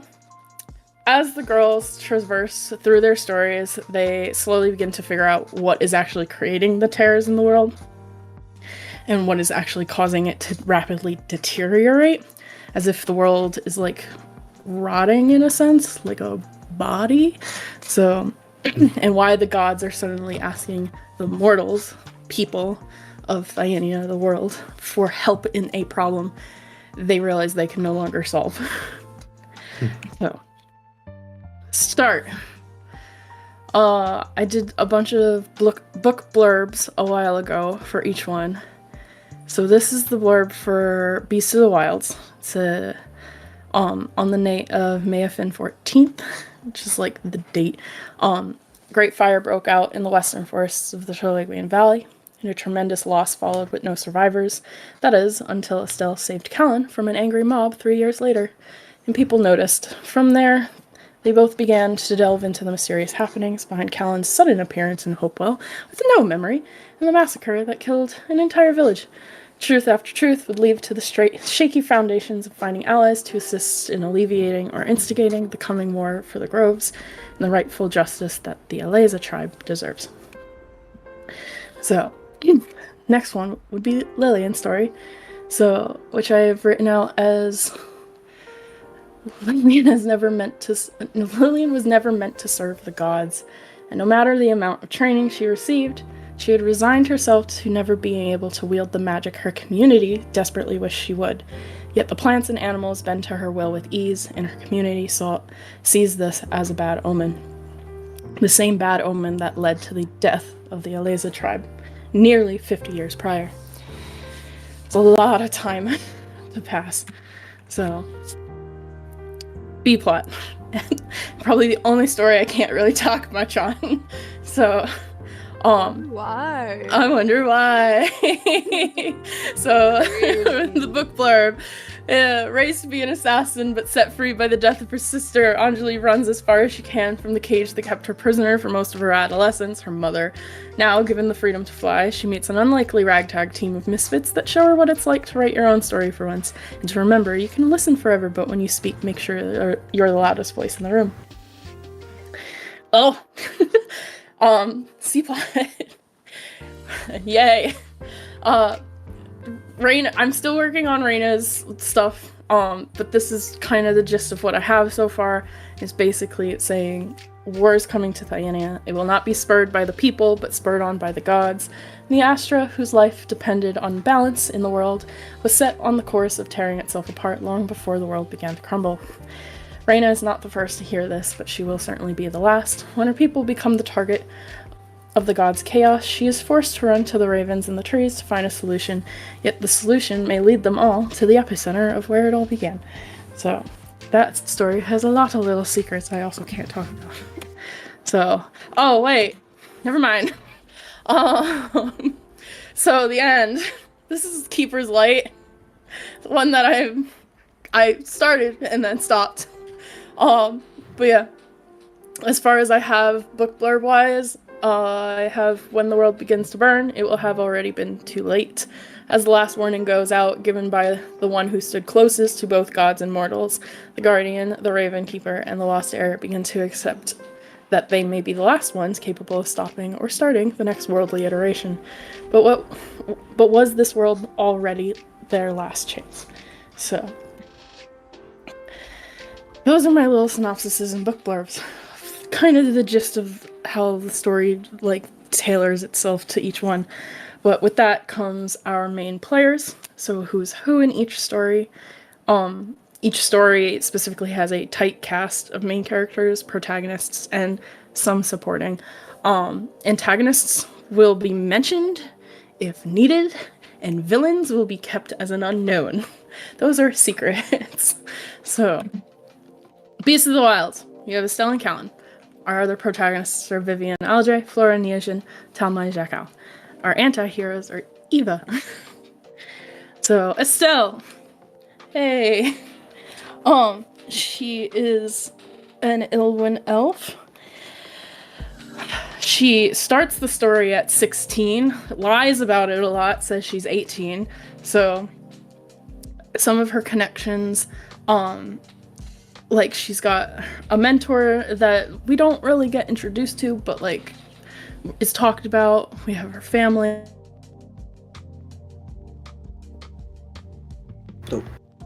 Oh shit. That are looking over our people, and then we cut have, out. Whoop. So Hello. you gotta like back up 15 seconds. No worries. Where did I leave off? You started with you went family, and then you cut out. Family. She's got a brother. His name is Rohan. We meet him. The guardians are our gods or other powers that watch over our characters. And then something called soul tethers. So hers just so happens to be Callan. And then something I've been thinking about is like signatures or identifications, like things that you would at a glance like look at this person, see it, and go, oh shit, and like notice on them. She has this tattoo down her back. It's like a tree root system that goes down her back and then branches out towards like her arms, and as it goes further down her arms, like little leaves start to appear and stuff. So, and it goes like down her legs and everything, so it's like full body. Callan figured out a name. So for half elves, we're going to use Hanaru for our half elves, half orcs, and such. So he is 17 at the start. At a glance, you'd be able to notice him by a very peculiar eye color, which lavender is his. His main connection is the one that he has to Lady Morai, which happens to be a fae. So, because he has some... Oh. Rest in piss. to play with. You cut out again. Oh no! Right after you started talking He about has Lady Morai. something. He has some fun connections that involve him with an one of the couple of organizations I have. So the Wild Hunt is the one he's connected to. So I noticed I put both of his weapons on here, and one is like beginning and the other is end. But yeah, running down the characters. So Vivian is my, one of the prime players other than Estelle and Callan. She is kind of like a protagonist, so she like projects the story forward a lot of the time. I did a character essay on her last time we met, so she's my fun little like Valkyrie in shining armor sort of thing. And Kelly starts the story at 18. She is identified by her golden wings, and she is a priestess of the gods Sapientia and Eleutheria, which is the goddesses of knowledge and the goddess of freedom. So, family, we do meet her mother a handful of times throughout the story, Sharika. Sharika holds a significant role in an organization known as the Eyes of Saren. So she kind of like is somewhat involved in that, but is also a step away from it. She's got two fun little soul tethers, Flora and Talmai, because they're connected through like childhood bonds and stuff. So Flora, she's a hero. She starts the story at 19. We've been I've been playing with her design a little bit because I was originally doing a character essay on her, and then we changed plot overviews, so which is perfectly fine, gives me more time to work on her. Found a couple of interesting little design choices, which is thinking about doing like later, like as she grows up, her horns kind of change from like very simple, these simple like swoops backs to like curling inward a little bit, and giving us the chance to possibly do like a witch's web design in her horns. She worships and follows the goddess of dreams, so Lady Lunas. She is like a high priestess of her. So that play, she's also, out of our main group here, she's also like our healer of the group. I wrote a scene a couple days ago going, wow, she's pretty skilled in medicine and magic. Shit. So she's also the like mom of the group, where she will just kind of like take the lead whenever necessary. Also, Vivian is loud anger, she is silent anger, so they kind of just mirror each other on that end. And then we have Talmai, who is Flora's like partner in crime. He is also Honoru. He's half orc. Start 20 years old. I realized as I've been playing with like mood boards and pin boards, that I didn't really know how to describe him physically all that well. Like I knew appearance-wise, like eye color, hair color, all of that, but like clothing I was having issue with. And then just rolling through some stuff, I realized I'm like, in the beginning it starts with like very like paladin-esque look, just like clean armor, stuff like that, and then because the god he follows is Lady Ferox, the goddess of life, just decided to kind of twist all of that and go, let's go more nature-y on that end. So, and give him more of a like druidy look, sort of. A little bit of like elven look. But I'm pretty happy with how I've been like conceptualizing his design. So I put like signature identification as like wooden plate armor or like a druid's great axe. So again, still like conceptualizing the new designs I have for him. So next one, it would be the Whispers Beneath, which is Lillian as our main character. Protagonists would be Kina and Annalie. So, and then I do have supporting characters down being Callan and Flora, but we've already talked about Callan and Flora. So, we have Lillian. She's also an Elven elf, like her mother. She starts her story at 23. Yes, 23 human years. So she is baby for an elf. There's reasons, but I can't go into this. Like her mother, she does have a similar like tattoo. This one is fern designed in like basis. So she's got like a fern tattoo down her back, and it like extends down her arms and legs like her mother had. So with the tree root one, Lillian also has something known as poliosis, which is just like these little like white streaks that she gets in her hair that are just totally natural and just kind of happen to be there. You say scoliosis? Poliosis. Oh. So it's when you get white patches of hair. So just I thought you straight up said scoliosis. No. And I was like, so I don't think that's scoliosis. No. There's no good place to fucking design her hair sometimes. So connections, obviously we have her mother, Estelle, her father, Callan. Annalie is her younger sister. So her guardian happens to be Lady Nemus, which is goddess of the lands. I do have Tessari on here again, which is the same mentor that her mother had, This in Lillian's story though is the one. Oh. End up being. Cut out again. Ah. Why? Something about Lillian. Her soul tethers happen to be Kina, Annalie, Anjali, and Reina. So, if I missed the Tessari bit, this is the story where we get to meet Tessari. So, Annalie.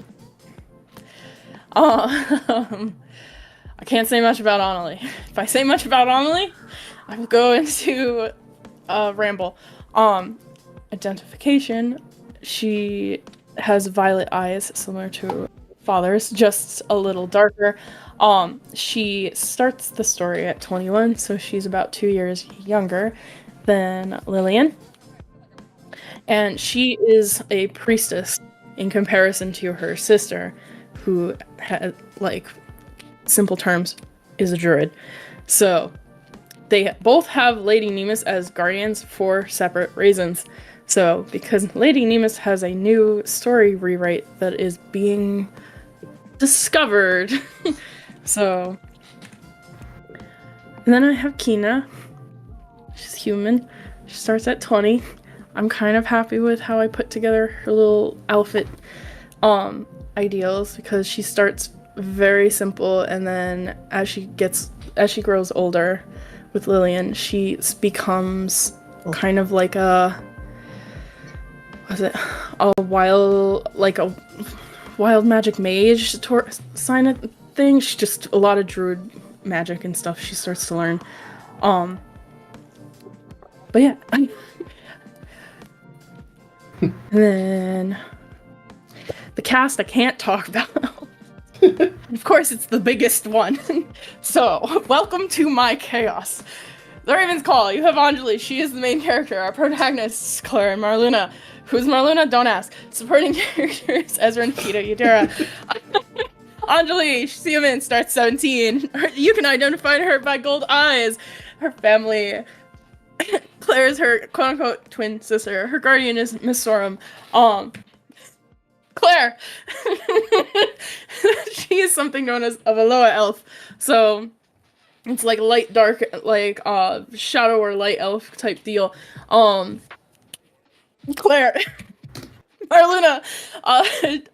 She's an Aussie. She's probably my oldest character. She's about like 240 years old, estimated. And to do that math, I don't know if that math is right. She's got a lot of like aquatic features. So she like water nymph type style, bioluminescent freckles. So she is a soul tether to Anjali. Ezra, I've come up with new concepts for him story-wise, and I can't talk about them. So, actually, I might be able to talk about them. He's got some funny little shadow magic going on. You can notice him he's got heterochromia. He's got one blue eye, one green eye. The primary connection we focus on is Amber, which is his half-sister. So, they share the same father, different mothers. But yeah, and I'm slowly taking notes of like his magic style and fighting style. He's like a warrior, but kind of giving him the ability to be a little incorporeal at the same time. So, Nikita, she is something I've named Aussie Peru, which I might make a new word for, but at the moment, that is what she's got. She's got Lichtenberg type scars up her arms. They kind of look like molten lava rock type deal. She is my funny little fire magic user, or I like to say lava magic user. She is also an inventor. She's also wielding twin pistols, so that she kind of made herself. I call them twin pistols. It's hard to describe guns in a fantasy setting.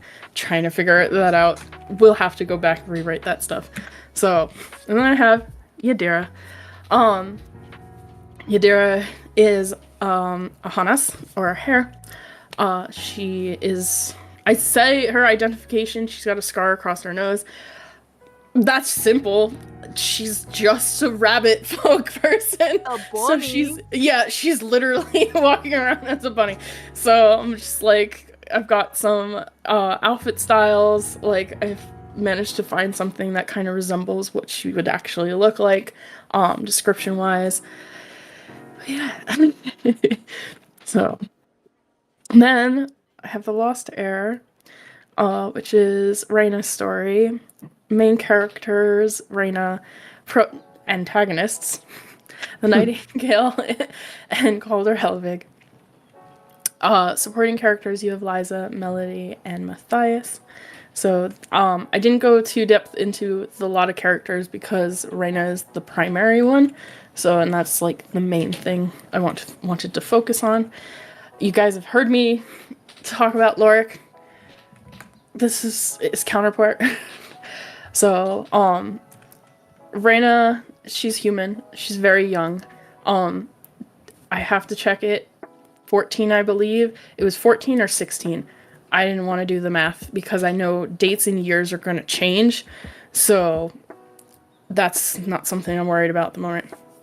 She does, at some point in the story, have a gladiolus flower tattoo on the back of her right hand. I forgot to mention that another thing. Actually, I won't mention that. I'll keep that secret. Lorik is her little brother, so you guys know who Lorik is. Her guardian specifically is Sapientia. Sapientia was the original leader to her people, and she's sort of a little bit of a descendant of Sapientia. So it's kind of like a weird complication factor that I'm still figuring out. So she's got 2 mentors, specifically one being Matthias, who has taught her how to fight, and Melody, who is her kind of like schooling teacher / tutor, like adoptive mother.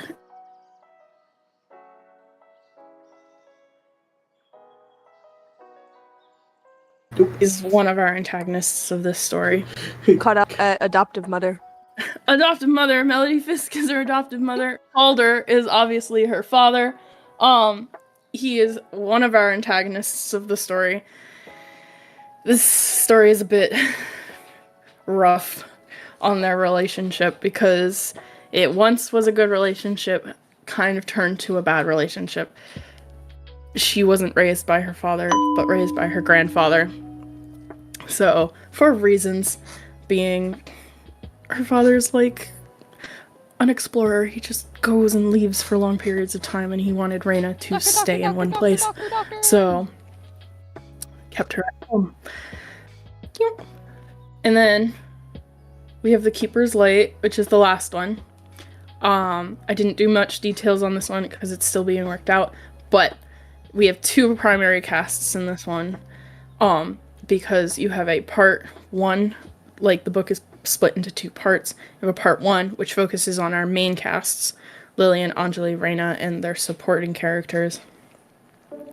And then the secondary cast that comes up later in the story is some players that you meet throughout the other stories, as well as the prequel, Call of the Void, might come out before this one comes out.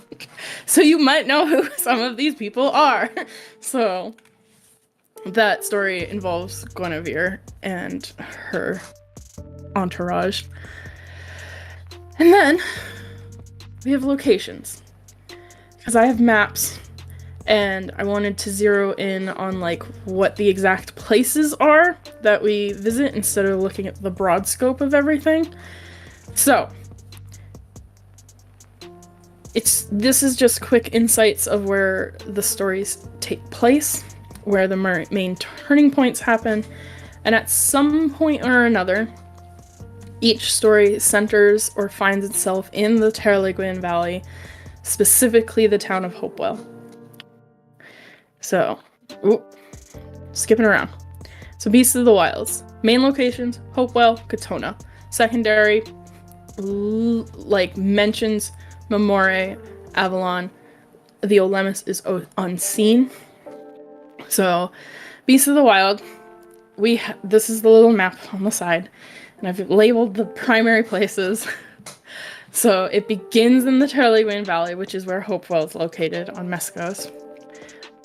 The valley there separates the Surmastian Dominion and the section of the continent that eventually becomes the Corvus Confederacy. The valley is the central point in almost all the stories, as it's known as the place where all roads begin and end. So, each one of these stories either begins there or ends in Hopewell. And as I was filling these out, I kind of realized that I was like, well, that just kind of fell into place, didn't it? So, Hopewell, or also known as Half Moon Bay, because it is a port town, is where we start. Memore, we visit briefly, and we also visit Avalon briefly as the characters start planning and prepping for war. We also journey across the ocean to Katona to find out some truth behind what happened the night of the massacre. Afterwards, we send Estelle off to the Olemis, which I didn't label, but those are a chain of islands like below where Katona is located, because that's unseen at this point in the story. There's other things going on. And then eventually they return back up to like Avalon, and there's a bunch of war fights in like the woods up there. So next we have the Whispers Beneath. So again, Hopewell is going to be on this list a bajillion times. So, and this kind of follows the same footprint as the Beasts of the Wild's story, just a little bit different, because we get to explore the Olemis, which is an area that we did not get to see in the last story. But we pick up where we left off, which is in the Terliwian Valley, something called the Guardian's Grove. From there, we follow Lillian into Memore, where she spent her adolescence, and then she heads over to Hopewell, where she finds herself unraveling the legacy her parents left behind with the help of Kina. So this time, though, when we find ourselves in Katona, like I said, that's when we officially go to the Olemis. That's when we officially meet Tessari and learn about all of the things Estelle did there. So, because Lillian has to learn them too. And she gets to learn more. And we also get to learn about the two oddities known as the Haudengast Gate and the Majamet Shelf. So, before returning home to Hopewell to finish off our story. Oh, the Raven's Call. Super vague. Begins on the other side of the main conflict. In the city of Saramasa, we follow Angelia. She escapes the city and rushes across the continent all the way to Sylvinia. From there, we join our cast of misfits to journey up to Kalterra, but we don't make it that far. We only make it to Tin Hill.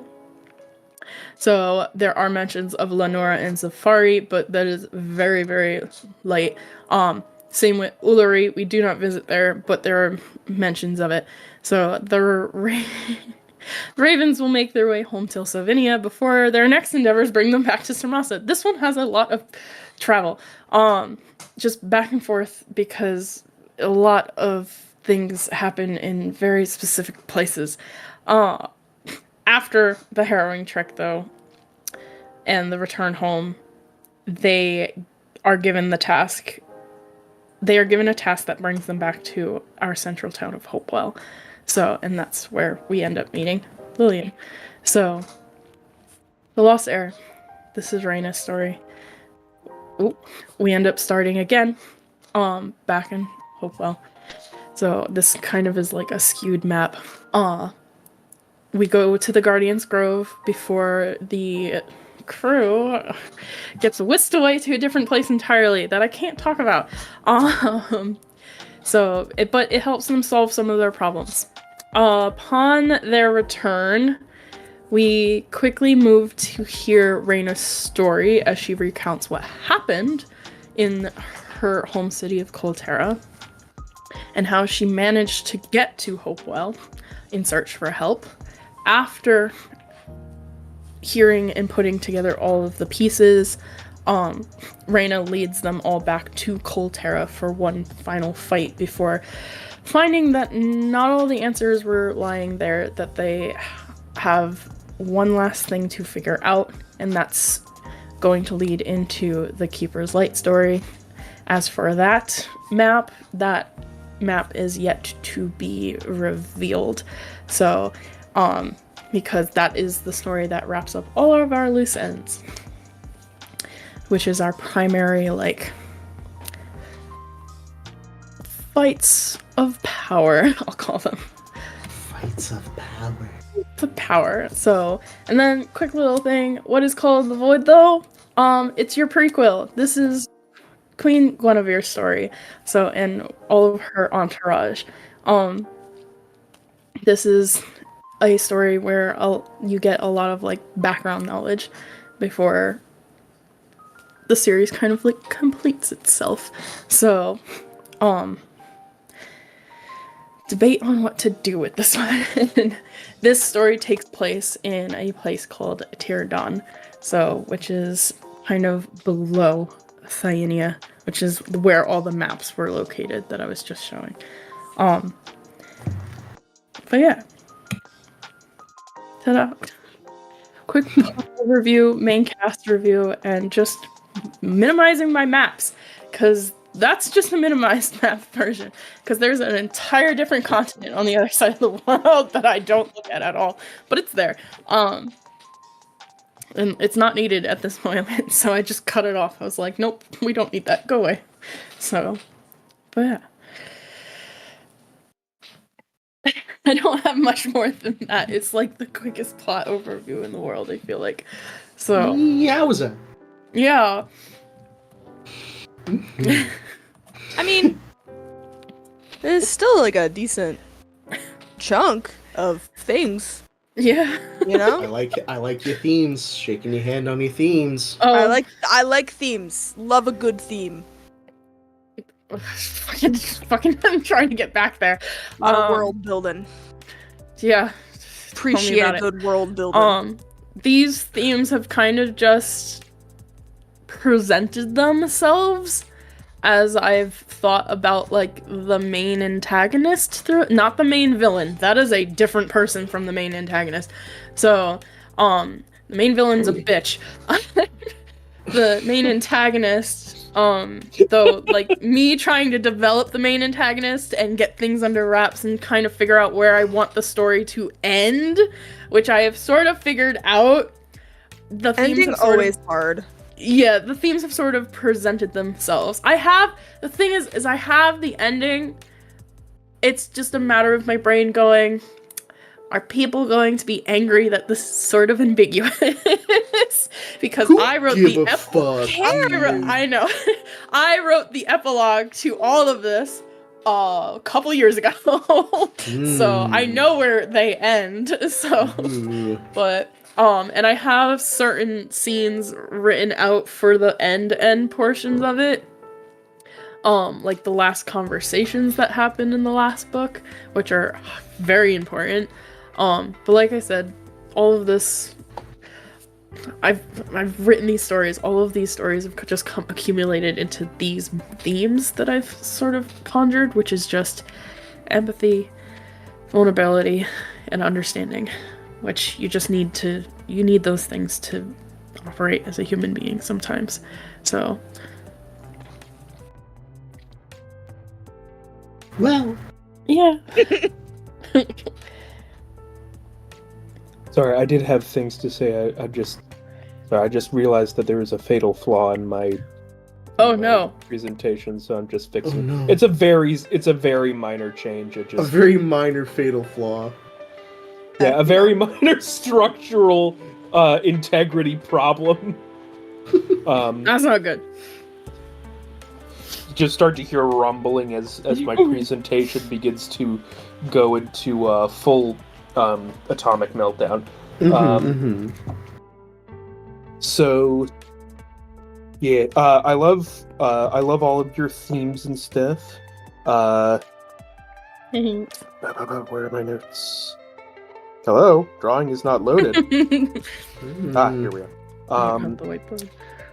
So, I do see you have a lot of lore.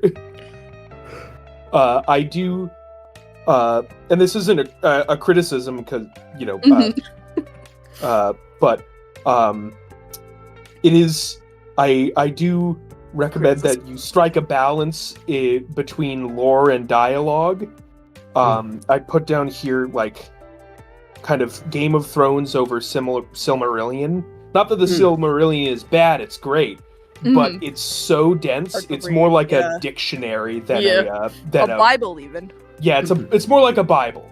And I mean, I think that yes.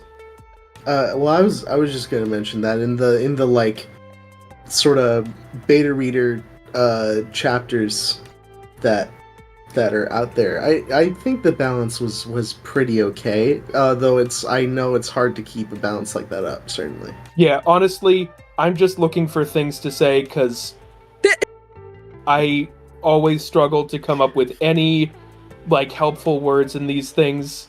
So yeah, I'm Sorry just if trying I'm throwing a lot at you guys. No, it's not that you Okay. throw too much, it's just that I'm unhelpful is the problem. I relate to that wholeheartedly. So yeah, that's about all that I had. Yeah, I feel like a lot when I do things like this, like a plot overview, I'm like, yeah, I'm talking about lore because if I talk about the details of the story, then it gets I'm stepping on eggshells here because I don't want to spoil any major things. So the lore I can talk about because not all the lore is talked about in the stories themselves. So like what is it? The first one here you learn Opinions. what? I was talking to my dog. I'm so sorry. Oh. So What does the dog have to say? She's just grumbling a lot Put the cat on the mic. at the fucking neighbors. I think I don't know. There's no one outside. There's about to be. I'm just gonna be helping. But yeah, I think like in the first one, you're just kind of learning as the characters learn about the world around them. Flora is the one that's kind of like your go-to of like, oh yeah, here's a little fun tidbit about the gods because the gods sort of like I know about the gods and they're going to sort of they seem to be playing a part in our story. So we have to interact with them once or twice. Yeah. So, and then Lillian, it's kind of like a whole new deal of like just kind of learning because she didn't get to learn a lot from her mom. So kind of is just kind of like you have to retrace those footsteps of like, well, I was left with all of this to deal with and I have to now retrace the footsteps of the people who dealt with it before and try and figure it out without asking those people questions. So you kind of just like follow the footsteps to an extent, specifically like her mother's footsteps, and kind of get like it's like learning about a person through other people without actually being able to meet that person. So, yeah. Oh boy. God, I wish I could talk about Anjali so bad. So that's kind of what is it, the theme of the coming of age / discovery story. So not learning about a lot of the world outside, but learning more about the person who's telling the story. So, and like her viewpoint going from like narrow to very wide because she's been kind of like locked in a box. Like, stay here. you don't go anywhere. And then she's able to go places, and she's like, I don't know what to do, guys, help. So, and she ends up meeting everybody else, and they're just like, we can help you. We've seen a good chunk of the world. So, and you're gonna see a little bit of it. And then Reina's, that's kind of, her story is definitely more focused on like finding answers to a lot of questions that she has.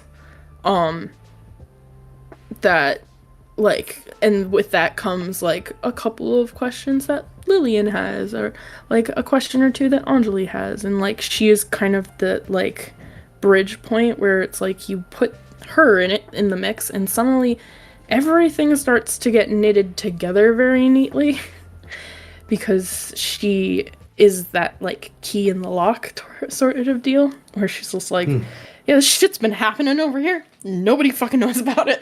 Help! So, and her being so young, it also gives the older ones, even though they're not much older than her, the chance to be like, she's an older sibling. The fact that her story gives the other ones the chance to be what she doesn't have, because she has to be an older sibling to Lorik, and she doesn't have anyone else above her to be like that older sibling, or like not like a mentor in the sense of like Matthias taught her how to fight, Melody taught her about like the history of everything, and it's just, but being that person of like, I don't know what I'm doing, man, and the other ones being, we do. So here we go. Let me give you the rundown, kid, of how life works. So being that kind of like mentor. So, and yeah, you get your little antagonists and your gods. Yay! So, and locations are just insane. Very neat as always. So good as all the time. So good as ever. But if you guys have any feedback whatsoever, please direct. My note says my love, and you know. Exactly I know, who because that's you to. want to know. You want to know more about Flora, and I'm getting there. There. Yeah. Oh. Just like basically everything I want to know about is stuff that just like that you've just been like, this will be revealed in the story. It's just like, okay. Well, I'm like, Then I'll just have to wait and read it. well, Vivian. Yeah, sorry I didn't have more. So, and I'm like, question. Yo, baby. sure. Which one's your favorite book?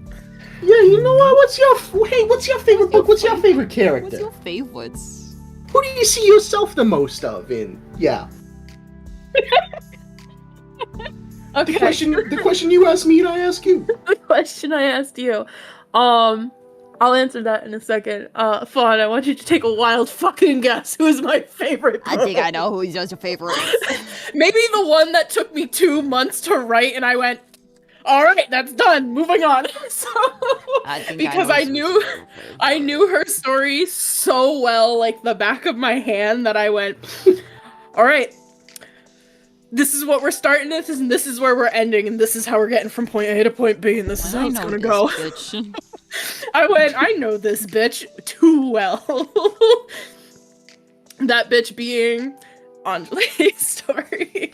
Which if I showed you the document, like when I created the document in my drive, and when I last edited it, it does show you that it was like 2.5 months. Max. I was just like, I wrote this story and then I was done. I was like, wow. This is the only one I know, and the only one that I'm like, I don't know what to change because everything's just there. So I know, like, there's like 1 or 2 things of her story that I might change, which is the factor of I have small, like, 1-chapter short stories in there of, like, Ezra's story and where he came from, and how, like, he also came from Saramasta and he had to leave. Reasons I will not reveal.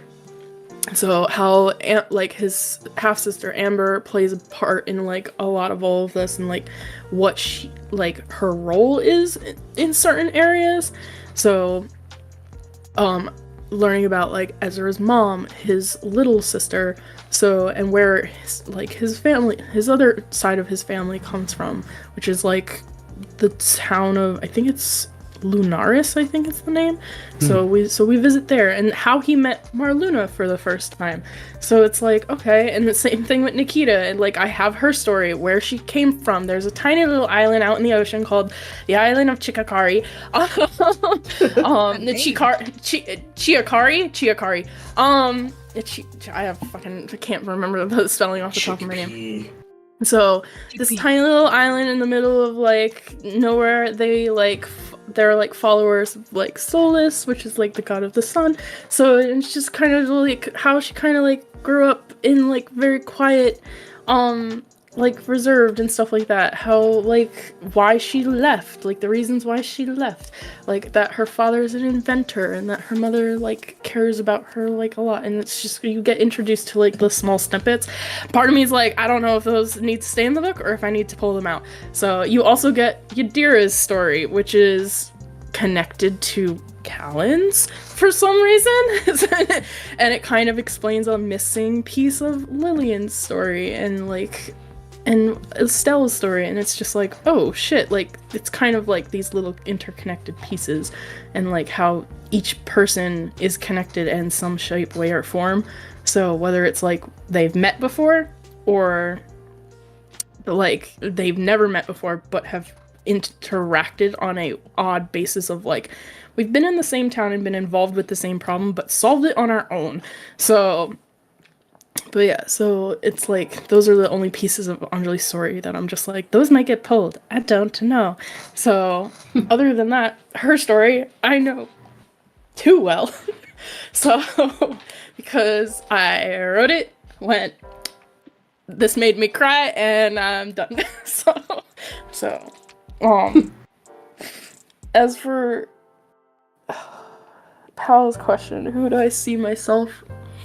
What was the question, Pal? It's like, who do you see the most of myself in? Yeah, who do you see the most of yourself in? I don't know. You asked me it.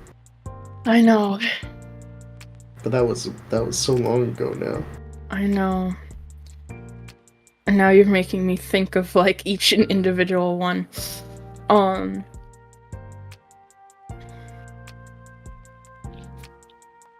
I have my biases. Lillian, out of all this cast, Lillian was the first to be created. Funny enough, you guys know that. I don't really identify with her as much anymore because she's changed. There, like, I mean, like I said before, there's a piece of me in each one of these characters. What is emphasized, though, in each, like, how that piece is emphasized, though, is either directly relatable or so out of whack that I'm just like, yeah, no, this is just a person. So that is not me. So, it's hard. I want to say, funny enough, the weirdest one, Kina, is the one I see myself in the most. So outside of that, Marluna. So, which I wish I could talk more about her. She's like my little beloved. So Marluna is like very like a mom and a nurturing type person. So it's just like take care of a lot of people.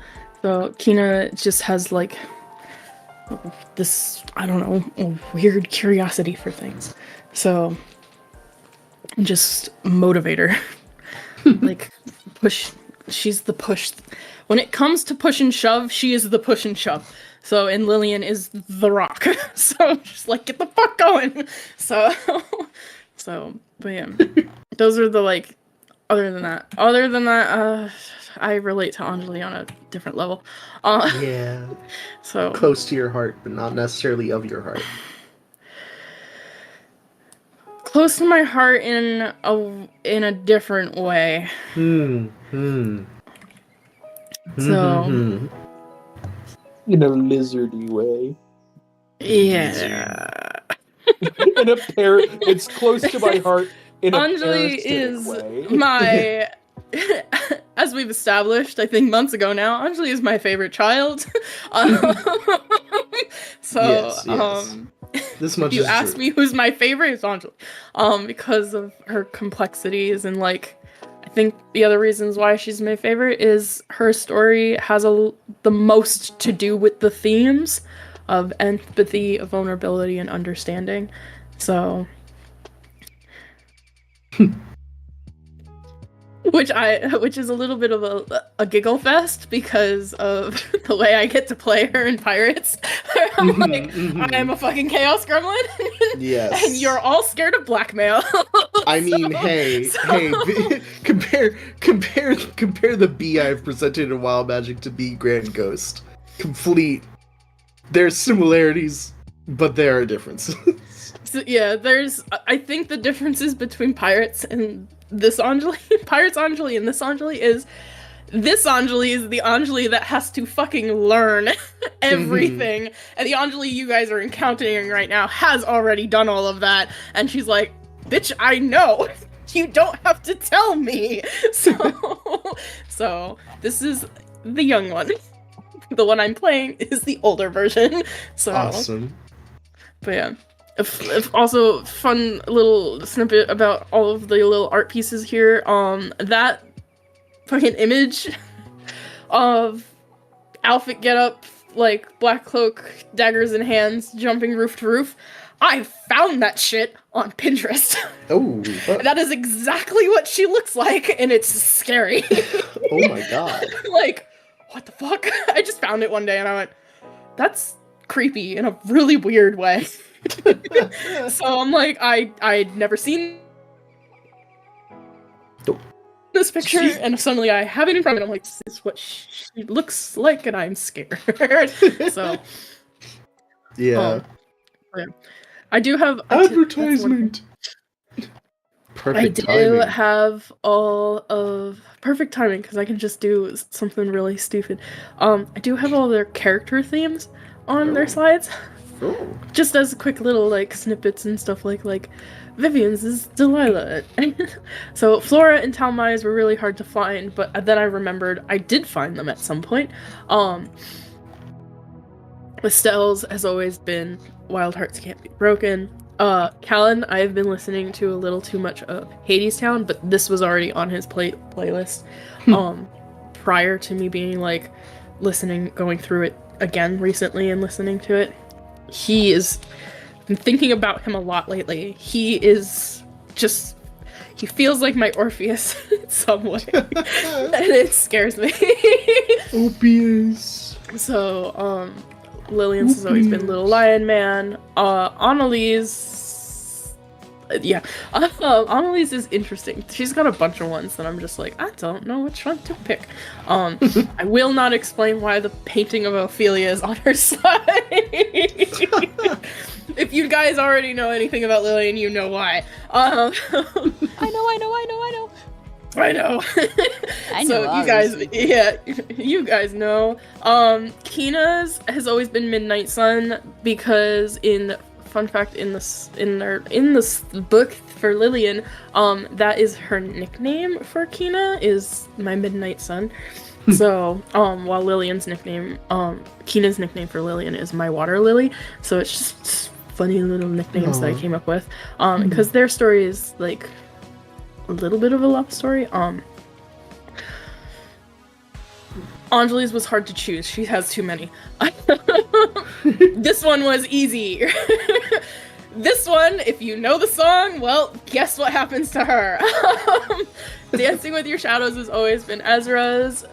It is kind of like his duet song to Anjali because Ezra and Nikita are Anjali's significant others. New Religion also up there for Nikita. Yadira's is hard to choose, but I always land on No Roots. So, and then Reina's is 8. If you ever listen to the Sleeping at Last anagram songs of like 1 through 8 and stuff like that, yeah, that's the only one I can ever listen to and think immediately of her. So, I can't. But yeah, stories and songs. God, she's got so much shit going on. So, but yeah. I don't know what else to ramble about. There are some new baller. I do know, like, putting together the pin boards in the last week or so, there are some new design choices that came out of them, and I'm kind of very happy on that part. So, It's like, very Tamai's. aesthetic. Yeah, like Tamai's was very new. I was very happy I discovered that. Kina, I know, like, where she started, what she looks like when she starts. I know that I wanted her to be more in tune, like learning from Lillian, like druidic practices and stuff like that. Right. So all of her stuff, I've like just wanted to make her clothing mimic that learning. So that middle outfit was probably like the last thing she's seen in. Keep going to Anjali's and seeing that fucking dress. But yeah, Marlena, Ezra's new designs. Nikita had some new designs. Yadira was like, I kind of know what she's got going. I know what she looks like. And then Raina, I already had solidified designs for her. So, oh yeah. Woo! Nerd. The same thing still stands. As Pal said all the time, at the end of each one of their presentations. If you ever have a thought, DM me. I could use some thoughts because my brain is always thinking. So, and sometimes my brain thinks too much and the thoughts narrow it down. So. Final thought, I think, is, I think I said it last time, that you're very, very, very clear direction, very solid foundations for everything, and you're just working through the motions now, basically. I am. I'm probably the one person who needs to actually fucking finish the story. So. Hey man, you gotta finish. You gotta get one drafted this That's year. The goal. Send it out. That's the goal. Is to get Estelle's story specifically drafted, because that is we have decided that is the first. Can't do anything else. So that's the first, and that's where we're starting. So that's the dirt. Mm-hmm. She's the dirt. Yippee. She is dirt. You don't know how true that is. So Flint? Flint? Not in the Flint sense. Hey, yo!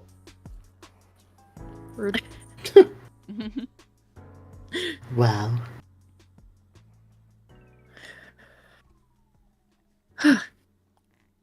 Well. Woo. Very good. 10 out of 10. Thanks. Nice. I think the only other helpful thing, other than like actually doing these presentations and being very much like helped by the ideas and getting things solidified, is the fact that I might just need people to read the chapters. So, because I am in that phase where I'm like, guys, I don't know what the fuck I'm doing sometimes. So I don't know what's happening. Yeah, and those are far and few between. Beetles. That, and if you actually find somebody who actually wants to do it and will do it, because I have had beta readers in the past for previous stories, and they have read a little bit and then ghosted me, so. I would say I would, but I'm going to be honest with you. I simply read too slow and have too much happening in my life. Everyone on Earth hates to read. I hate to read. I'm just dyslexic. Yeah, I'm gonna try and start plugging your stuff into a text-to-speech reader so I can listen to it at work. Honestly, that's real. Because that's my problem. Is I'm like, I get home and I'm like, oh, I can't look at text right now, My but eyes are tired. yeah.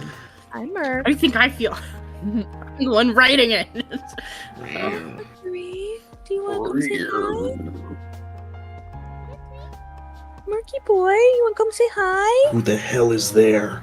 Destroy that thing now! No. He's already been destroyed enough Boy, recently. he Yeah. had pee-pee problems. Leave him alone. His dick broke. His dick broke and they had to take it. What? Yeah, they had to trans my cat. Awesome. What? What do you mean? I don't know how much more clear I can be. They had to amputate. I'm not joking. No, that's not what I'm talking about.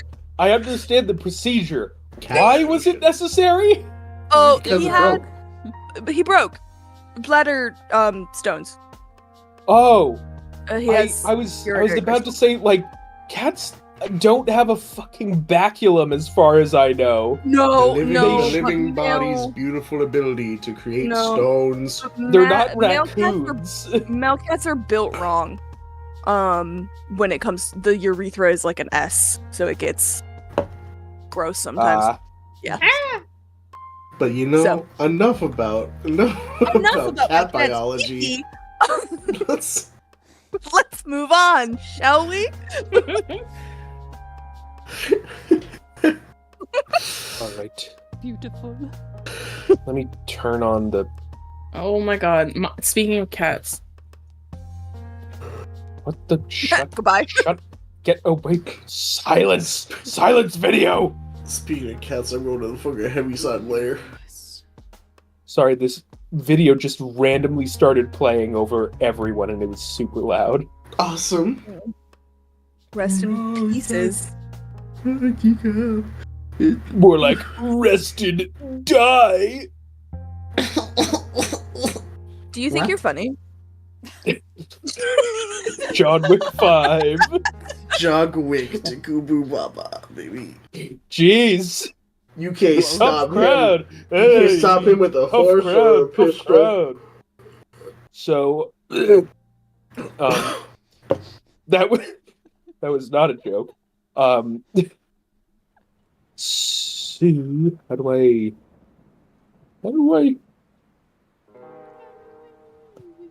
Present. Clicked it by Leaving David you. Goat. Present full screen. Working on it. Working on it. Show us to me. Working on it. Let me in. Let me Working on it. Let me in, please. Hold. What up, Let minute? me in, Everyone, please. everyone hold. Just hold. Let me in, please. Let me in. I'm hungry. In a minute. Oh. Yup, it's Morak. Oh. So, Monster Island Studios. Dude, you Oh, got yeah. a whole fucking fake box art here. This is awesome. yeah. Crazy. We won. So, Monsters ahead. welcome I like monsters. to Morak of Madness, Mhm. an RPG from a dead world. So Morak is a wait, sorry, let me bring up my notes real quick on my other side.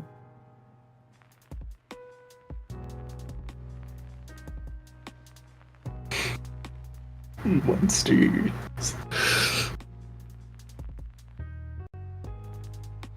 So Morak of Madness is an RPG that I am working on with Crow.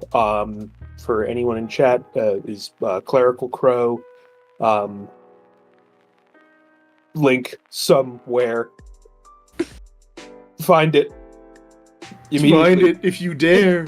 Find it immediately. I've lost it. And this is just kind of a quick RPG Bible. I do have an optional extra part that I can talk about if Casey is feeling up to it and is not suffering from brain melting disease. I'm suffering from brain melting disease, but that doesn't mean you shouldn't tell me things. Okay. So I love Morak hearing things. Morak of Madness. In the future, hell on earth has come at last. Now we live underground, away from the mad devil who feeds on our suffering. During the Third World War, the Earth would be baptized twice. Once in atomic flames of the nukes, and then in the blood of a stillborn god. Morak is the name of the maniacal deity who now rules our world with absolute malevolence. That whole line was fire. Sorry, go on. The whole line was fire. Whole line was fire. Go on. What remains of humanity now lives in a never-ending network of tunnels made from old mine shafts, bunkers, metro tunnels, and sewer systems. Life in this future is fraught with constant problems like murder, disease, tyranny, mutation, and combat over resources. The deity that now rules the surface has many titles: the Stillborn, the Great Fiend, the Son of Sodom, but his most familiar name is Morak, a being of festering hatred and never-ending cruelty. He feeds on our misery, and thus he encourages our suffering in an endless cycle of blood tithes.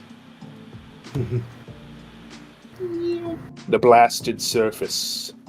The surface is a blasted wasteland of melted metal, crushed concrete, and ashen skies. Demons and abominations roam the surface. The chance of suffering mutations becomes more and more common the closer you get to the topside. Only certain paths above ground are traversable these days. These paths are still highly dangerous and can leave wanderers vulnerable to attack from all manner of monstrosities. Though he has never been seen physically, the surface world now belongs to the great fiend Morak, and his malevolent gaze can instill madness and mutation in even the strongest of wanderers.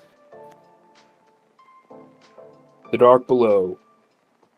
The world below is a never-ending network of sewers, metro tunnels, and mine shafts connected via dugout catacombs that were built after the world ended. Life down here is dreadful, with many having to destroy and steal from each other in order to survive. Still, there is some formations of society here and there. Most people collect into tight-knit micro-communities hidden away in the labyrinthian caverns. One must either find kin or learn to put their morals aside if they wish to survive in such a place. Classes. The soldier. The soldier is a versatile class that does not excel in any specific direction. They're useful at most ranges and are good with a variety of firearms. They have a decent defense and good speed, but no magical ability. They begin the game with a sidearm, a choice between a shovel and a maul, and a grenade belt or mini mortar. So each class comes with certain benefits. Some are more applicable to combat, others are more applicable to kind of conversation, investigation, and travel. Soldiers get a choice between a maul and a shovel when you create one of them. The maul does more damage in physical combat than the shovel. However, the shovel can be used to dig trenches and to remove rock debris. So it can help you in tunneling, or you can literally build defenses around structures. The Atomic Hierophant is a powerful caster class capable of harnessing the power of the atom. They deal high damage and can dish out energy attacks with a wide area of effect. They have decent speed, but have severe vulnerabilities. They need to be careful of when to exit battle. They are blessed with the powers of Adam and are oftentimes seen as, to some communities, would be revered as kind of blessed kind of mages of kind of old religions, or they might be shunned and hated, seen as abominations and misbegotten creatures made from Morak's hellish flames. Hello. Get out of here. The slag. The slag is a danger on the battlefield, able to spread slow-acting poisons to wear down enemies' health and powerful acids to chew through armor. They tend to be slower but can spread their deadly toxins across the field easily, and they have a resilient body. This class is very good in combat, not so much in conversation, as they are generally seen as unclean, possessing of diseases and other such grotesqueries.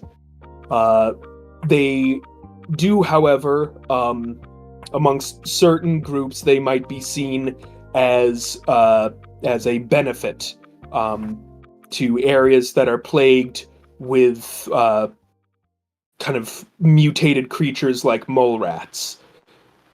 The Zealot. The Zealot is a resilient melee fighter who can speed across battlefields in an enraged charge.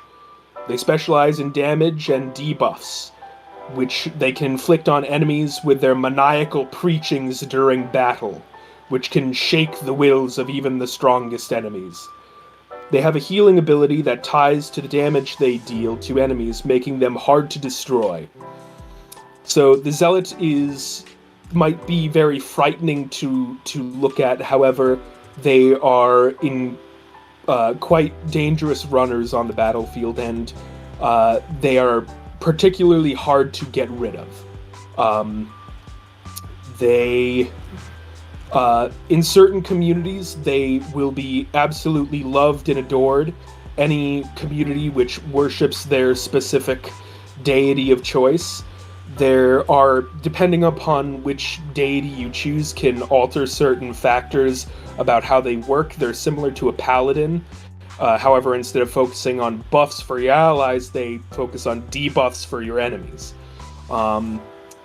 There's a variety of kind of gods, both old gods and new, that you can choose from. You can even choose to worship Morak, if you will. The Manhunter. Manhunters are trackers and hunters of the battlefield. With their long harpoons, they can skewer enemies and draw them into a CQC exchange. They have a large health pool and good defense. Their ability to sense the location of enemies makes them particularly useful both on and off the battlefield. So once they have been able to taste the blood or smell the blood of someone that they are that they need to track, they now gain bonuses for tracking them almost anywhere, making them particularly good in investigation sections. The Radiated Prophet. The Radiated Prophet is a blessed vessel of atomic power adorned with the soothing glow of the great blasts that once destroyed the Earth. With the ability to heal and empower allies with magic, the Radiated Prophet is a useful team member in any situation. Their authority and presence also makes them icons of respect and worship when not in combat. So the Radiated Prophet can act as a healer and grant buffs to those around them. And they are also particularly good in conversation, as they are oftentimes seen as pillars of the community, similar to an actual priest. Unfortunately, I'm missing the art for the Stalker. The Possessed. The Possessed is a mortal host to an incredibly potent entity of supernatural origin. The Possessor can act through its host, using them as a lightning rod for curses and magical blasts. They can move quickly in combat, with the entity heaving their host aloft like a puppet dangling from a marionette. They have low durability and thus need to be mindful of when to exit battle. The Possessed are quite useful in battle, in the battle, acting as something in between a mage and an assassin, able to move rapidly from area to area, dropping damage on enemies where they go. However, they are generally loathed and despised by most groups as they are seen as nothing but a danger to those around them. The being that lives within them is some ceaseless horror that, if once freed, could wreak unspeakable havoc upon the world. The Stalker is a ranged attacker equipped with a powerful sniper rifle and camouflaged armor. He is meant to remain at a distance and deal devastating strikes to unsuspecting enemies. So the Stalker, he might not be particularly flashy, but he is particularly good at taking down enemies donning heavy armor or with thick scales. The Stalker acts as a more direct form of assassin, using his powerful sniper rifle to pick off enemies from a distance. You said you don't have any Stalker art, but clearly they are simply camouflaged in here. Simply. Clearly. That is... God, I wish I had thought of that joke beforehand. That is such a good joke. Once again, missing the art for the Cavalier.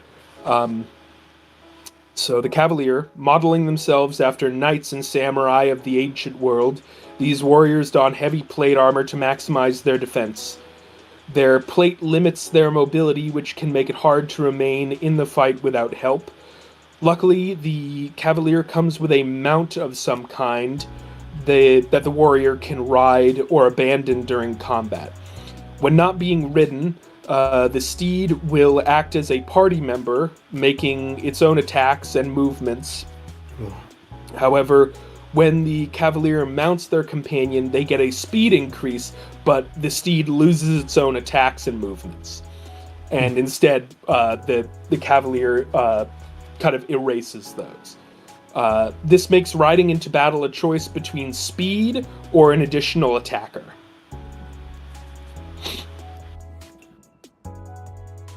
The Dark World of Morak. So in this horrible future we find ourselves in, there are a great many horrors and evils that exist, from the monsters created by Morak himself, like the horrifying Tower of Babel, a malformed collection of human bodies that have been dragged together, molded, and then reanimated into a constantly mumbling, chanting tower of people. They're relatively easy to take care of when they're in their infancy. However, as they're quite slow moving. However, with each new body they gain, their psychic power grows, until eventually they no longer need to drag themselves along the ground via a mass of legs and arms, and can now levitate, and can move freely via psychic levitation. They deal out incredibly potent curses, and if you're not careful, they can reduce your party to ashes in one false move. There are also many diseases in this world. Some like the deviant plague, which is what happens to some people who consume the flesh of other people. Should they consume too much human flesh and be unable to withstand the changes that it brings on, they will turn into a humongous tumor-covered monster with a large gaping mouth and a waggling tongue hanging out, through which they will ceaselessly attempt to stuff human flesh down their gullet. There's also the hemophage, a particularly content warning for blood and disease. There's the hemophage, which is a particularly frightening disease, which it's a bloodborne pathogen that has been kind of moving around the world for about like maybe 100 years now.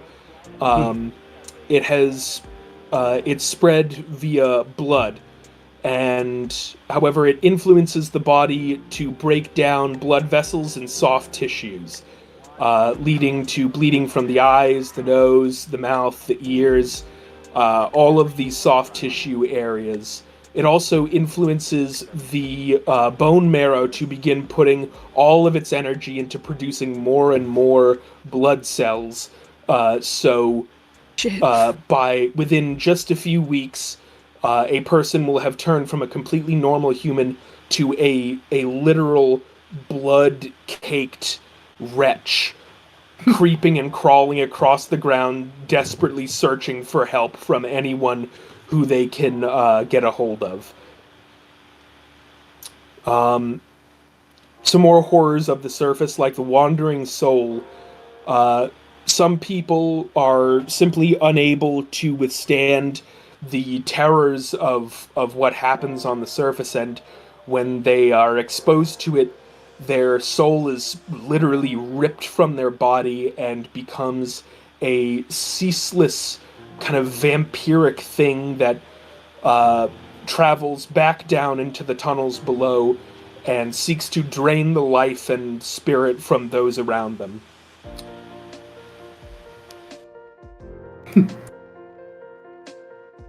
Focusing on these two pictures just because I really liked how they came out, and I put a lot of work into a lot of the kind of cultural things that surround Morak.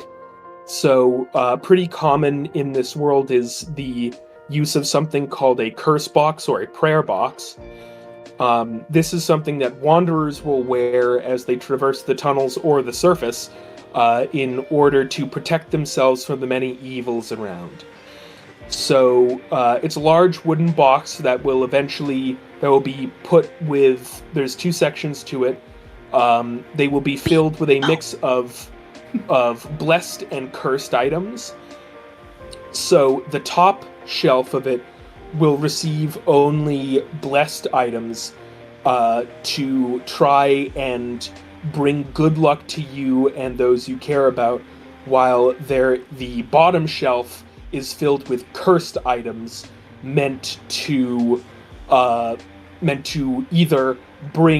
push that those curses and evil karma onto another person, or simply collect them in the lower part of the box. Some cursed items can be prayer scrolls, sacred bags of herbs. If you have a particular person in your life that you are trying to protect, you might put a lock of hair or a picture of them inside the top shelf. Never put it in the bottom shelf, because that will mark them for any curses that are hurled at you. Holy snake oil will also be placed in the top box. It's consecrated by a prophet, and will protect you from evils. On the lower half goes all the cursed items, so things that, like the heart of someone who has been cursed in the past can go inside a jar and be placed inside of the lower half. A curse rock with the name of someone that you dislike emblazoned on it. A talisman designed to kind of draw in dark energy might be placed there. Witch fingers are a root that are particularly associated with evil dealings. Those can be collected and placed in the bottom, as well as ghoul tumors. So ghouls are a monster that appear in the lower depths, and they are known for growing a multitude of arms and legs and heads off of themselves. And if you kill a ghoul that has a very minor tumor on its head, you can remove it, and it's seen as a bad luck charm. So you can place that in the bottom of the box. Mm-hmm.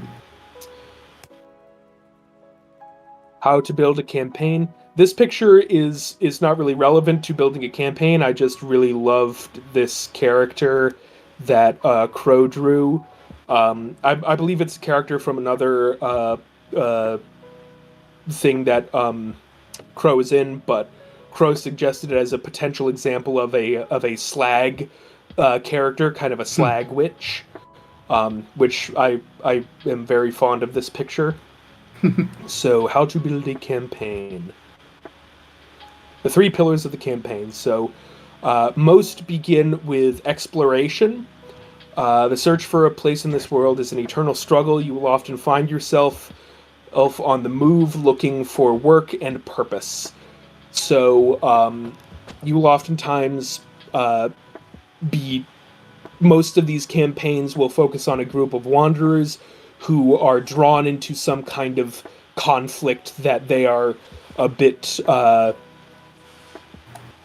new to or inexperienced for, and they will have to kind of rise to the occasion to try and help stop whatever is going on. That will usually be followed by investigation, or these can be used interchangeably. I just want to show the kind of the 3 main forms of activity in this. Investigation, so mysteries and secrets abound beneath the earth. You must work together to uncover this gnosis if you are to understand. Investigation is pretty common. There's a lot of things in this world that are very strange and hard to understand, and it will be up to you to kind of try and uncover mysteries, discover new areas, loot things, and loot people. And these are all kind of aspects of this, as well as kind of conversing with people in settlements. Finally is combat. This world is full of things that will stop at nothing to destroy you. To stay alive, you must learn to take life. So combat is pretty ruthless in this game. It's no Tomb of Annihilation, or whatever the original thing it was based off of, the Tomb of Horrors, I think it was called. But it is you will be kind of fighting uphill battles, and you will need to you'll need to communicate. You'll need to plan. You will be given kind of opportunities for different kinds of combat. There's situations where you'll just be accosted on the road. There's other times where you'll need to protect someone or protect a structure. This is when things like digging trenches can come in handy, or you can use magic to bring down debris from cave tunnels, which you can then use to perhaps cut off an exit. You gotta think tactically. Bloodlines. So there are many kind of new creatures that have come to exist in this world. So we have basic humans, relatively, normal and unchanged. There are mutated humans who are effectively the same. They just have some unique features. Perhaps they have a multitude of eyes, or a distinct lack of them. Mutants are pretty common as well. So there are Taurus, which are effectively kind of large bovine beastmen.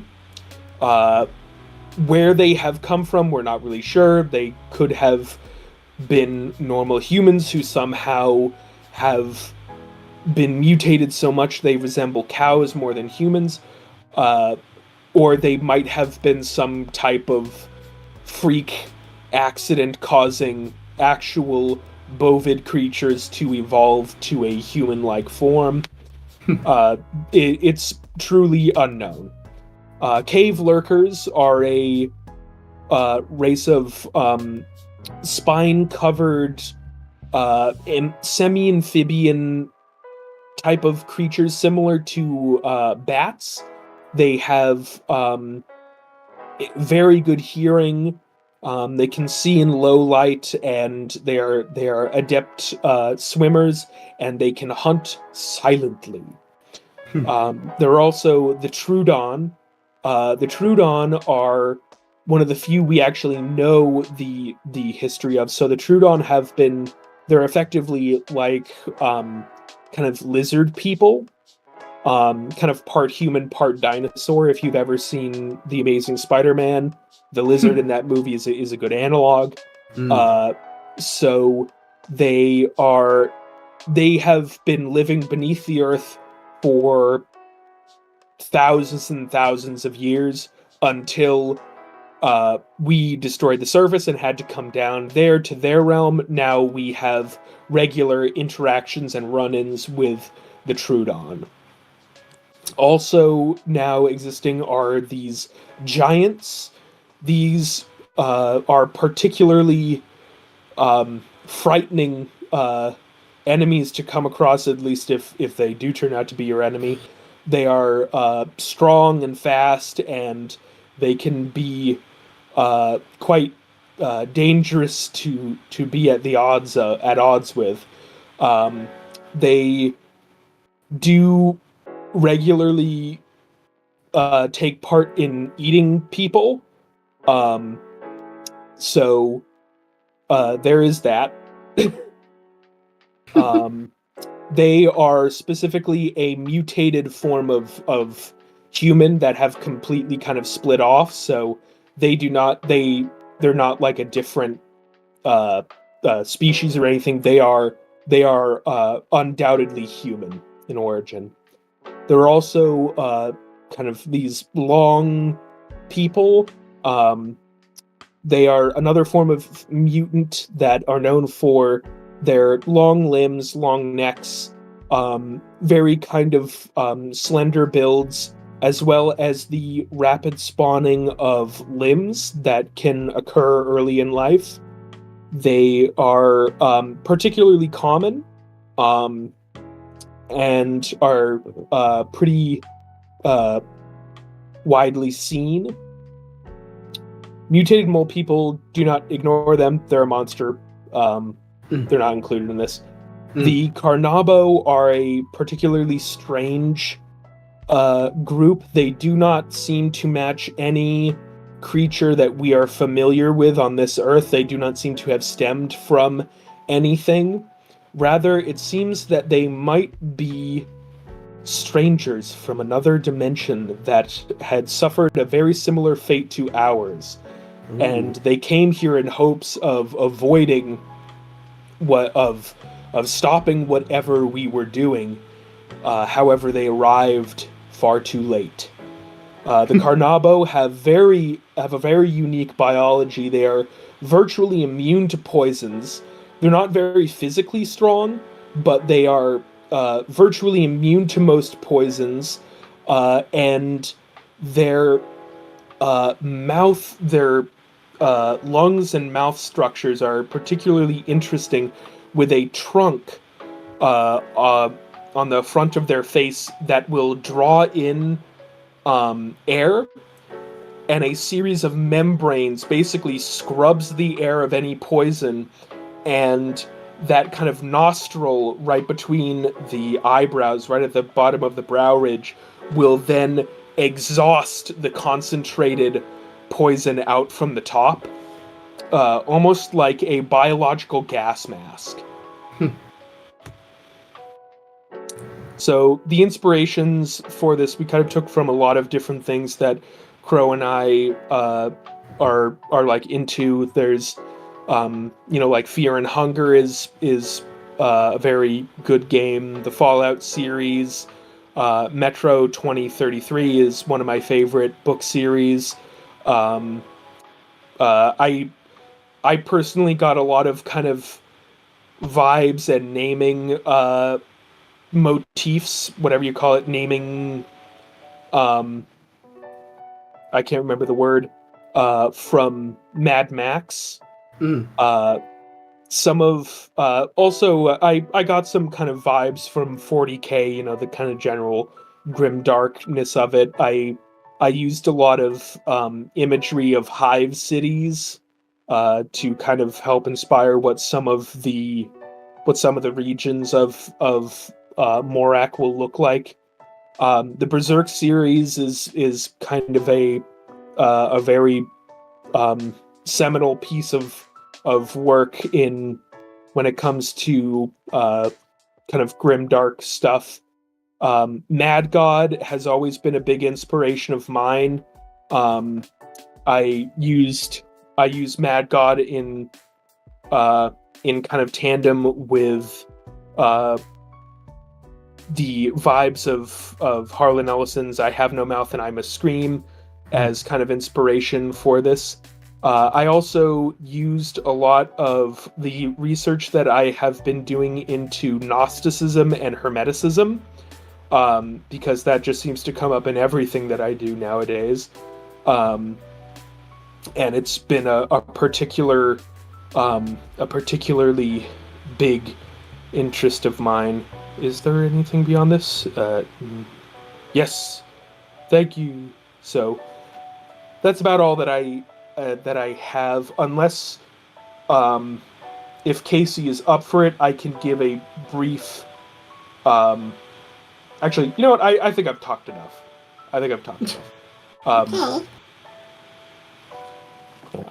I'll save this for later. All right. Okay. What? No. So yeah, that's about it. Yay. That's cool as fuck. Your secrets. Always a delight to see Morak. I love Morak. Yay. Slag. Yeah. Slag.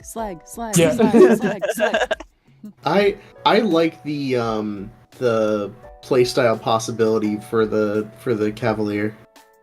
Yeah. No, I think you did a really good job at one, kind of like being true to a lot of like the archetypes in a lot of RPGs while still making them unique and really fit your Thank you. vibe, but also creating like balance between like obviously like the rules and all the rules and stuff aren't in it, but like just even based on the descriptions, especially specifically with the Cavalier, it feels balanced as far as like the archetypes go. Oh, thank you. Yeah, and also like the other note I'll make is that like I think as far as like vibes go, I think when you start, right? Like you don't even have to get the like this is a really brutalist combat, like not necessarily heavy, but like everything is gonna almost kill you kind of vibe before you even get to like, hey, combat's gonna be a bitch. Like it starts like, yeah, this game is meant to kill you. Yeah. Like the vibe is right out the gate. Like, hey, Oh, thank you. you're gonna be fucked one way or another.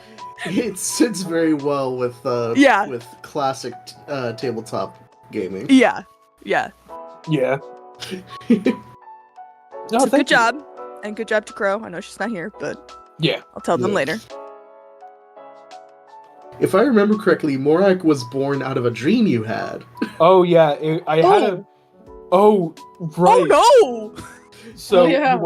you want to hear the insane story that birthed Morak? Yeah. I'll really quickly tell just the start of it. So I had this insane dream where As I you was do. watching a Germa stream, and Germa, for some reason, he was doing like a vlog where he was just wandering around New York City for like hours, and the entire stream just went horribly wrong. Like 30 minutes in, he lost a shoe. He got mugged. A trained pig stole his wallet. What the fuck?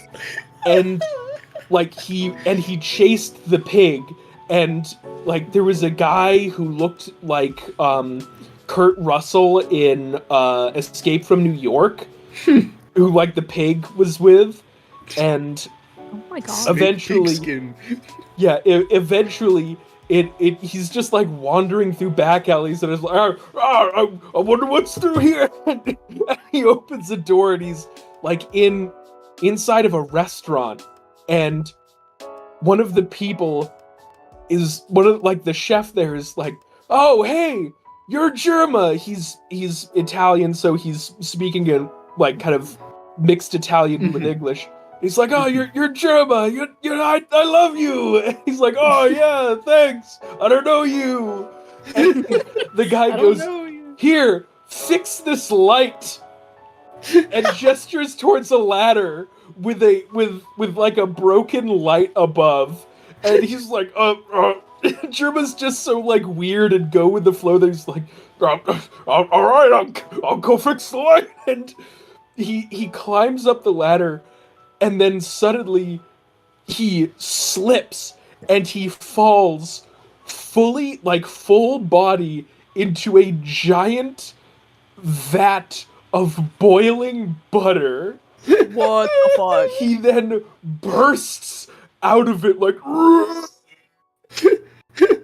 like his body is, he's not burned like you would actually be. He looks like the guy in RoboCop when he gets submerged in toxic fluid and he starts to like melt into goo.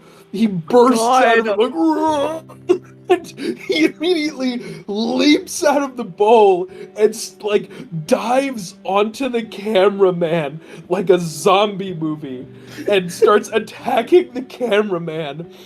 The cameraman's like, oh, get off me, get off! And he ends up hitting the camera and breaking it and ending the stream. I'm just sitting there, like, just watching chat going, like, pog, pog, pog, like butter Andy, melted Andy. and then I was just on this dark screen, I'm like, oh, hey. I'm just thinking there, and I go, oh hey, Fawn is streaming something. So I click. Oh my god. I click on Divine Bones, and I'm watching you all play Morak. Okay. Like, the segue was crazy because I was like, what are we getting from Butterman to Morak? I feel like that's vital to the tone. I feel like it's vital to the tone. I have to No. It's very important. I've had no one to tell this dream about for like months since we started this. I sent it in a message, but I haven't able to vocalize it because I don't know anyone in person who knows Germa. So I need to tell this insane dream. And yeah, I'm like, oh hey, it's Divine Bones is streaming. Click. Oh, what's this they're playing? It's this new game called Morak of Madness. And yeah, you were all just playing a game. You were in it too, Casey. Oh, that's crazy.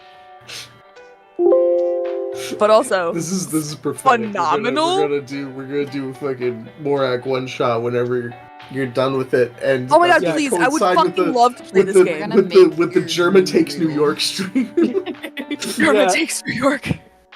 I would love to play Morak. It sounds dope. Oh, thank you. It sounds so fun. Like all of the different, like classes that you can play. It sounds so fun. Mm-hmm.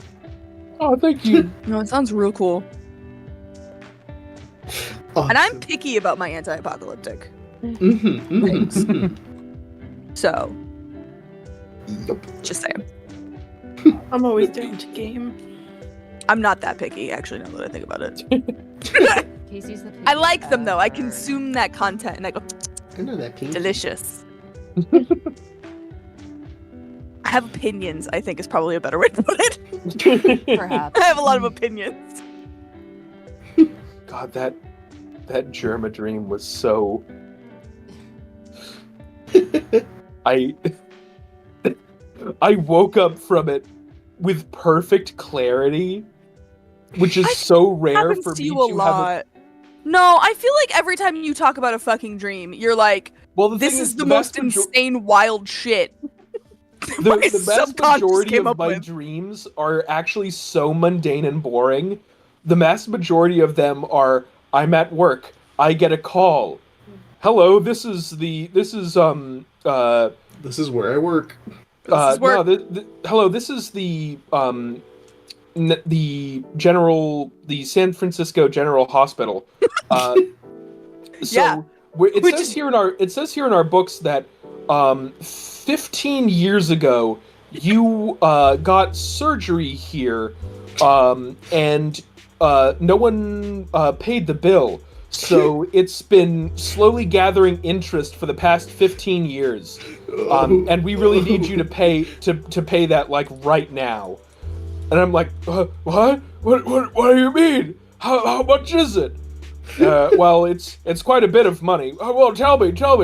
Well, it's about $90,000. Jesus I like how in this dream you kind of have like a Jimmy Stewart voice. Oh, tell me, what is it? Tell me. Hello, child. Hello, bank. Hello, accrued interest. Oh my god. Accrued interest. Which just wildly thought that a general hospital would be acquiring interest for a missed surgery payment for 15 years. That's crazy. Beautiful, honestly. Beautiful world. I cannot tell you how many times I've had that nightmare. Damn. I can't really judge. Sorry, did I buy Fawn enough time? Weird. Type Yes, of but fucking- also I was going to say, pee-pee break? Pee-pee break. That's true. Great that's very time true. for a pee break. I got two pints of Guinness in me now, so Oh, I'm on my something's got to get out. I'll 4 be back. Onions. Baileys. I don't know. Hunter came home and made me iced coffee to put my Baileys in, so I didn't have to keep drinking hot coffee. Hot Baileys. That's an interesting. More coffee. It's decaf. Get off my dick.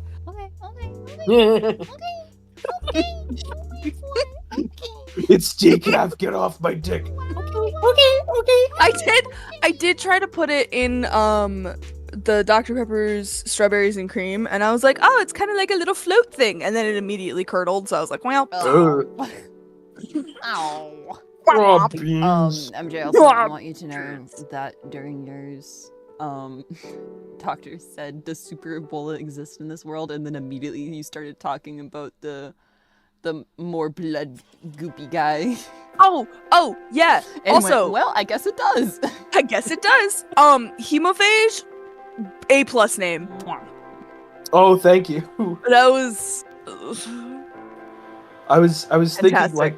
I like I that wanna you also make made cannibalism the disease. Yeah. Everything's so. We've I was. Yep. we've started hitting our cannibalism quota. So Yeah, there's We're a lot about of to hit some cannibalism more going in the on in next these project. projects. We talk about dinosaurs and cannibalism a lot. every week. That tracks. Every week. Tracks. Every day. Every day. Every day. I mean, in this house, yes. I have mentioned that there is some type of cannibalism in my project. I just don't talk about it. Hey, So have you guys met Hunter? yeah. Do you know how much that bitch loves Is Hunter cannibalism a and can- dinosaurs? Yeah. Get Hunter back a in your cannibal? room! Get out of here!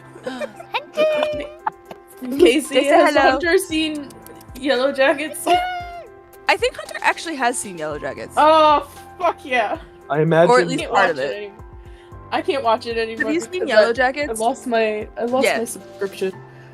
So You lost it. I right imagine when there. you said that, like, Hunter was like creeping across the ground on all fours like a spider. No, they just Get back in walked your out room. and did like the man standing pose.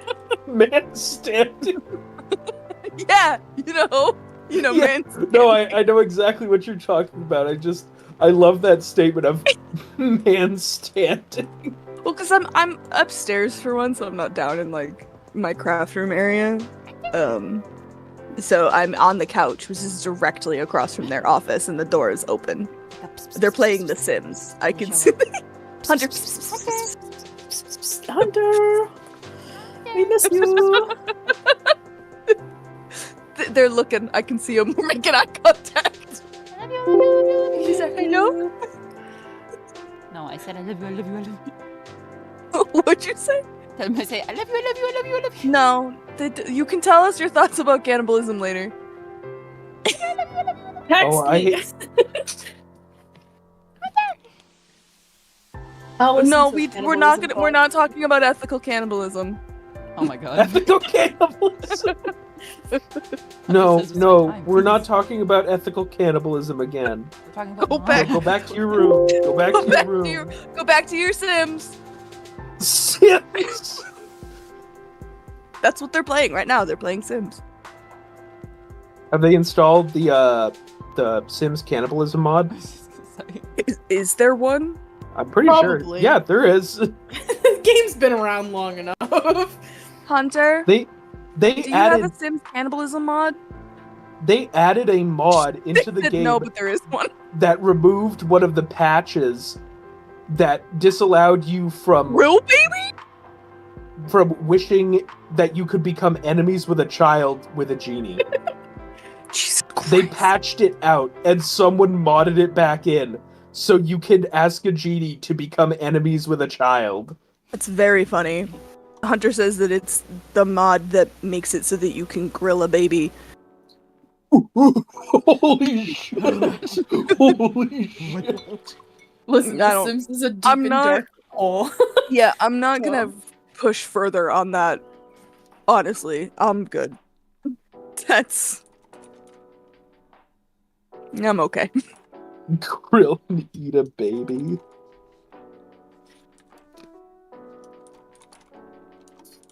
I'm gonna run real quick.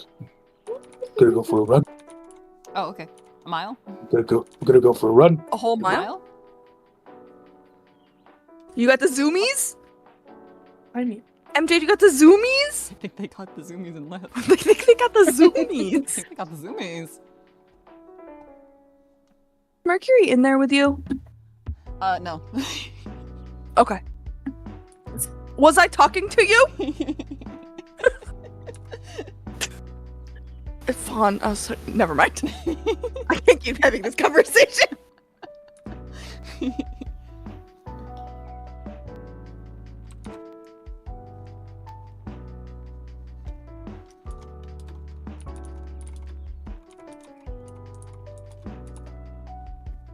my phone is about to die. Look at Get it. in? My iPad is charging. Mhm. I don't have two different chargers. I was gonna be like, okay, and then I remembered that I don't have an iPhone. So it's different. No, I have two different wires, but the same fucking block. Because when I ordered the new iPhone that I got, guess what it didn't come with? A block. Fucking because block. Apple's the worst. So it gave me a wire. Not that other companies are, necessarily better. Any 'cause better? We Yeah. live in a capitalist hellscape, but Yeah. whatever.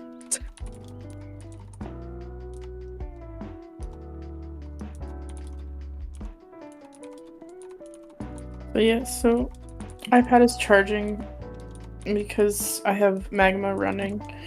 So and it's depleting very quickly.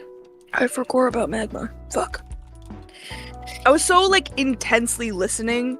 This happens to me in I know. school too. Like I can't write notes unless it's I can see. You know what I mean? Like if there's a PowerPoint up, which I guess is what you guys are Yeah. doing, but it feels different in this specific case. I don't know.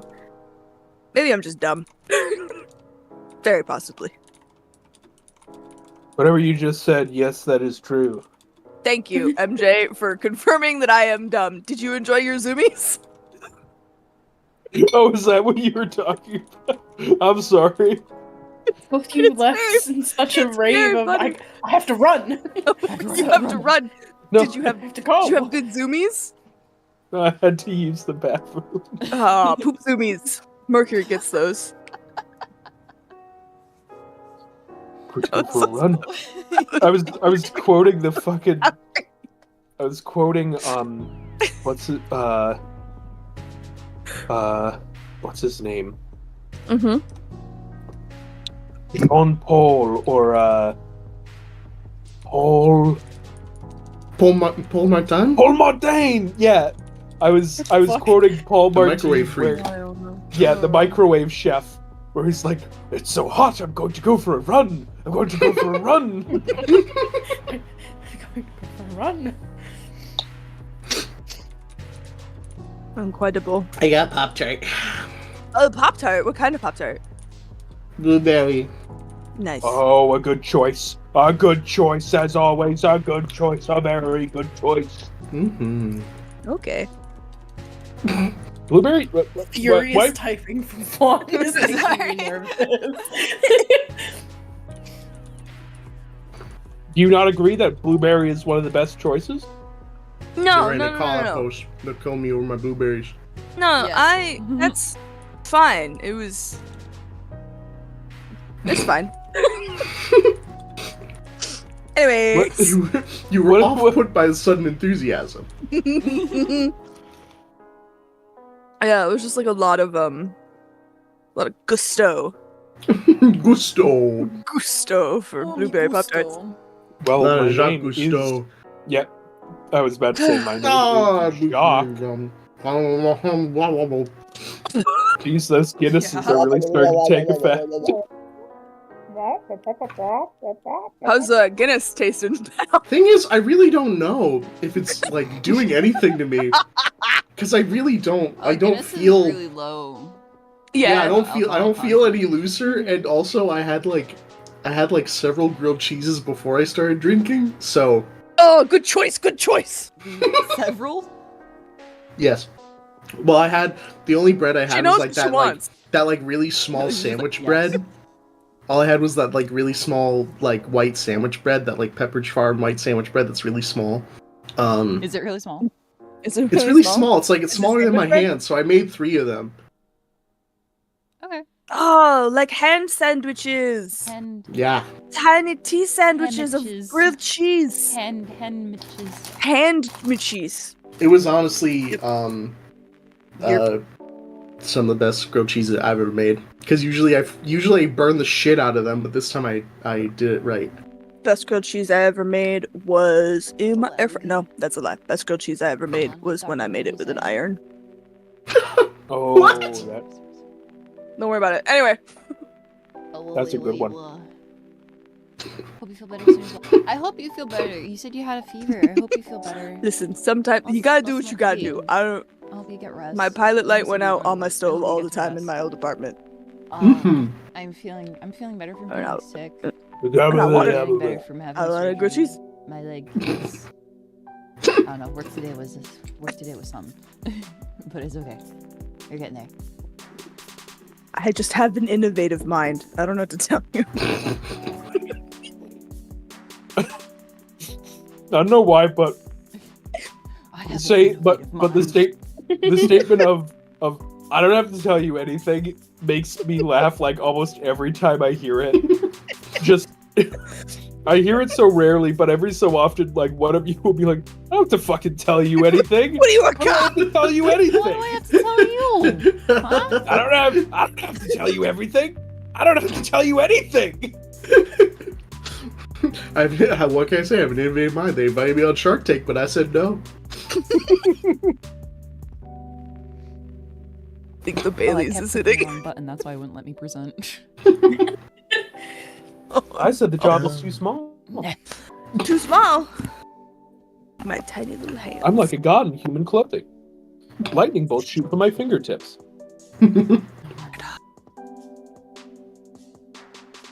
Oh yeah. Hell yeah. Dog. Ugh. Ugh. How do I need to change Let it. me- For this one. Capture. No, that's the magma capture. The Parbox. This. The Parth. Yes. What? The Parthenon. The Parthenon? The puppy dogs? The puppy dog? My puppy dog. She's downstairs. Oh. Dogs, mine's Oh. Teddy's on the couch. I gotta go. I miss my dog. No! Your Sorry, guys. presentation! I can't present. I gotta go. I gotta go. I miss my dog. I can't present. I miss my doggy. I also miss your dog. Anyways. A worm. Oh. Oh, the worm she is. Oh. Oh. Jesus, pal. What the? I am mime DNA. Are you? Are you sure? Oh, it's duplicating you there's again. two. Oh no. That's far too many Uh-oh. mimes. I don't think we need all that. One has been killed. Oh, there's two of you. No, it's okay. One just died. Oh, okay. One turned into Lyra. Well, that's because I Huh? X'd out. Gotta. There's only one of me. I don't know what you're talking about. No, one of the mimes turned in. Oh, now there's two mimes again. Okay. Alright, I just have to okay. make a new fucking one. Damn it. Three times, please. Have we all pee-pee breaks? Yes. Okay. I'm so freaking ready. I'm so ready to talk so much. I'm so fucking paradox. I'm so fucking paradox. It's unreal. That should have been the dialogue for when the Spot in Across the Spider-Verse gained full power. So fucking paradox God, right now. I'm so fucking Dude, paradox I'm so right fucking now. paradox. It's unreal, and he sounds just I'm- like that. I'm gonna go kill your dad now. I gotta go kill your dad because I'm so fucking paradoxed right now. Oh no! I'm gonna be late to killing your dad. Oh shit! Ah, shit. That would legit be kind of like terrifying to have a villain with that level of power talking like that.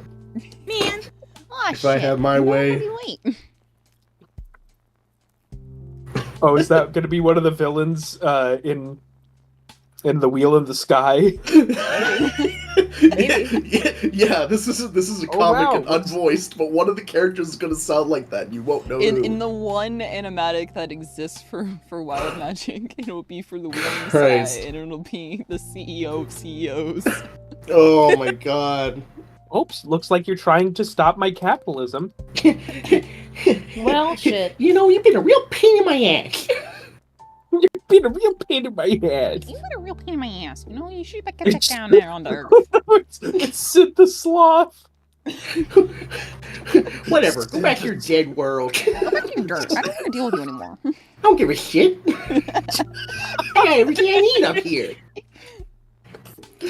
Oh my, that is so. Look at all the shiny metal. I don't need your dirt.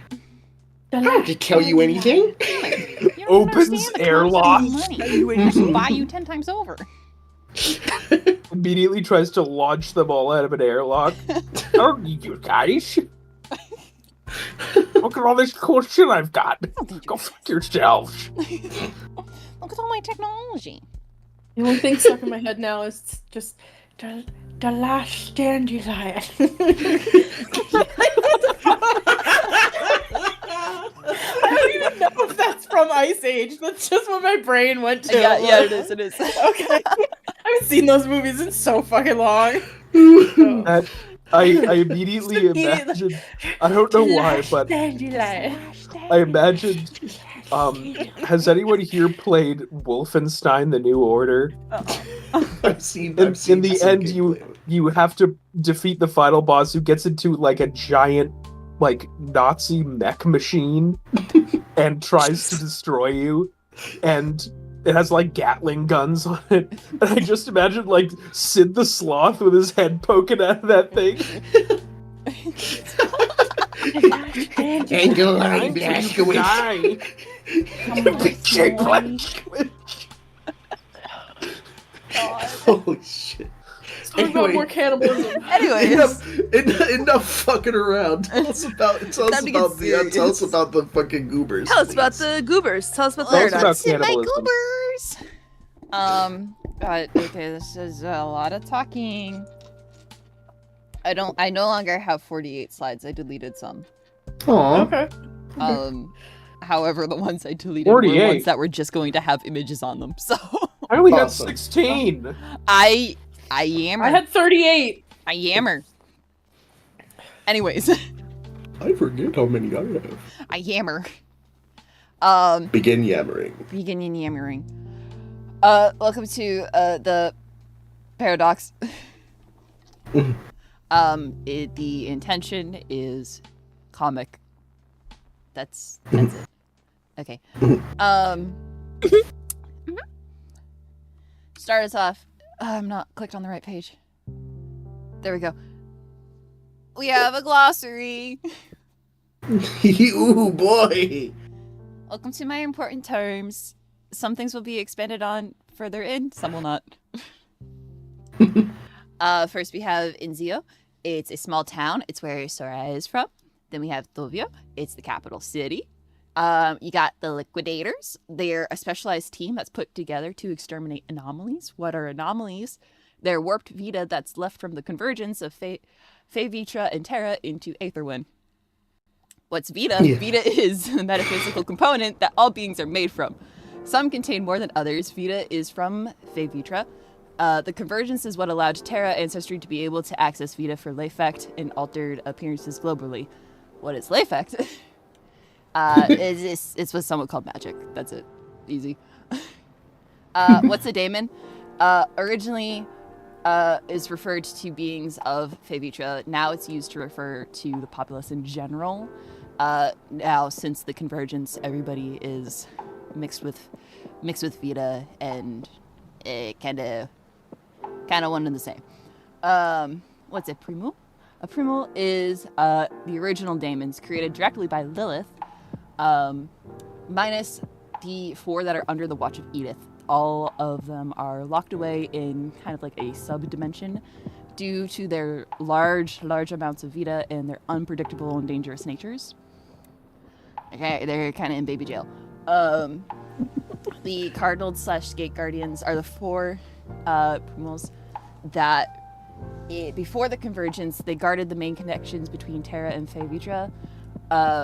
After convergence, they also got locked away, but now they work under Edith as Liquidators.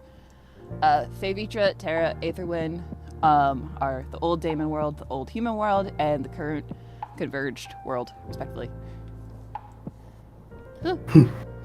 Yay. What happened? There it goes. It glitched on my side and was like both sides at once. A little pitch. Josie's on the run, and she has been for months. She accidentally got Soraya involved when the other was seen helping her try to leave Inzio to escape the anomaly Liquidators. And now the 2 of them are trying to get to the bottom of why Josie is being flagged as an anomaly in hopes that they can get themselves out of trouble. Mm-hmm. The dirt. The dirt. The dirt. What the... Please? Oh my god. It does not like me. I can see it changing correctly on OBS, but on my presentation on my screen, it's like getting stuck between slides. Oh my la. Oh my la. Oh my la. The worlds. Yeah, Vitra. It was one of the original worlds from before the convergence. This is the place where daemons and Vita in quantities enough to perform Leyfect originate from. During this period, can you tell that I came up with a word while I was making this? First, they were free to roam, and they were top of the food chain. Literally. Literally. We'll talk more about that later. That. Terra is the other original world from before the convergence. This is where humans used to live. Before the convergence, the only locations with any amount of Vita were the gates that connected the 2 worlds. Aetherwind is the current world that's lived in post-convergence. The 2 worlds have collided together, creating a singular existence. In the present day, each living thing contains at least a low level of Vita, and humanoids are all referred to as daemons. Please be nice to me, transition. There we go. Inzio. It means beginning. Like it's Italian. It's the town where we start. All things considered, it's relatively small town. It mainly functions as a shipping town, being at the end of tracks leading to the capital. Makes a large portion of the land in the town be taken up by warehouses and storage. Soria is from here. She owns a small apothecary's shop near the tracks to capitalize on people traveling. Here she sells things that are made of herbs, like tinctures, teas, etc., as well as perfumes. Oh. Okay, it doesn't like when I use arrow keys. That's what it is.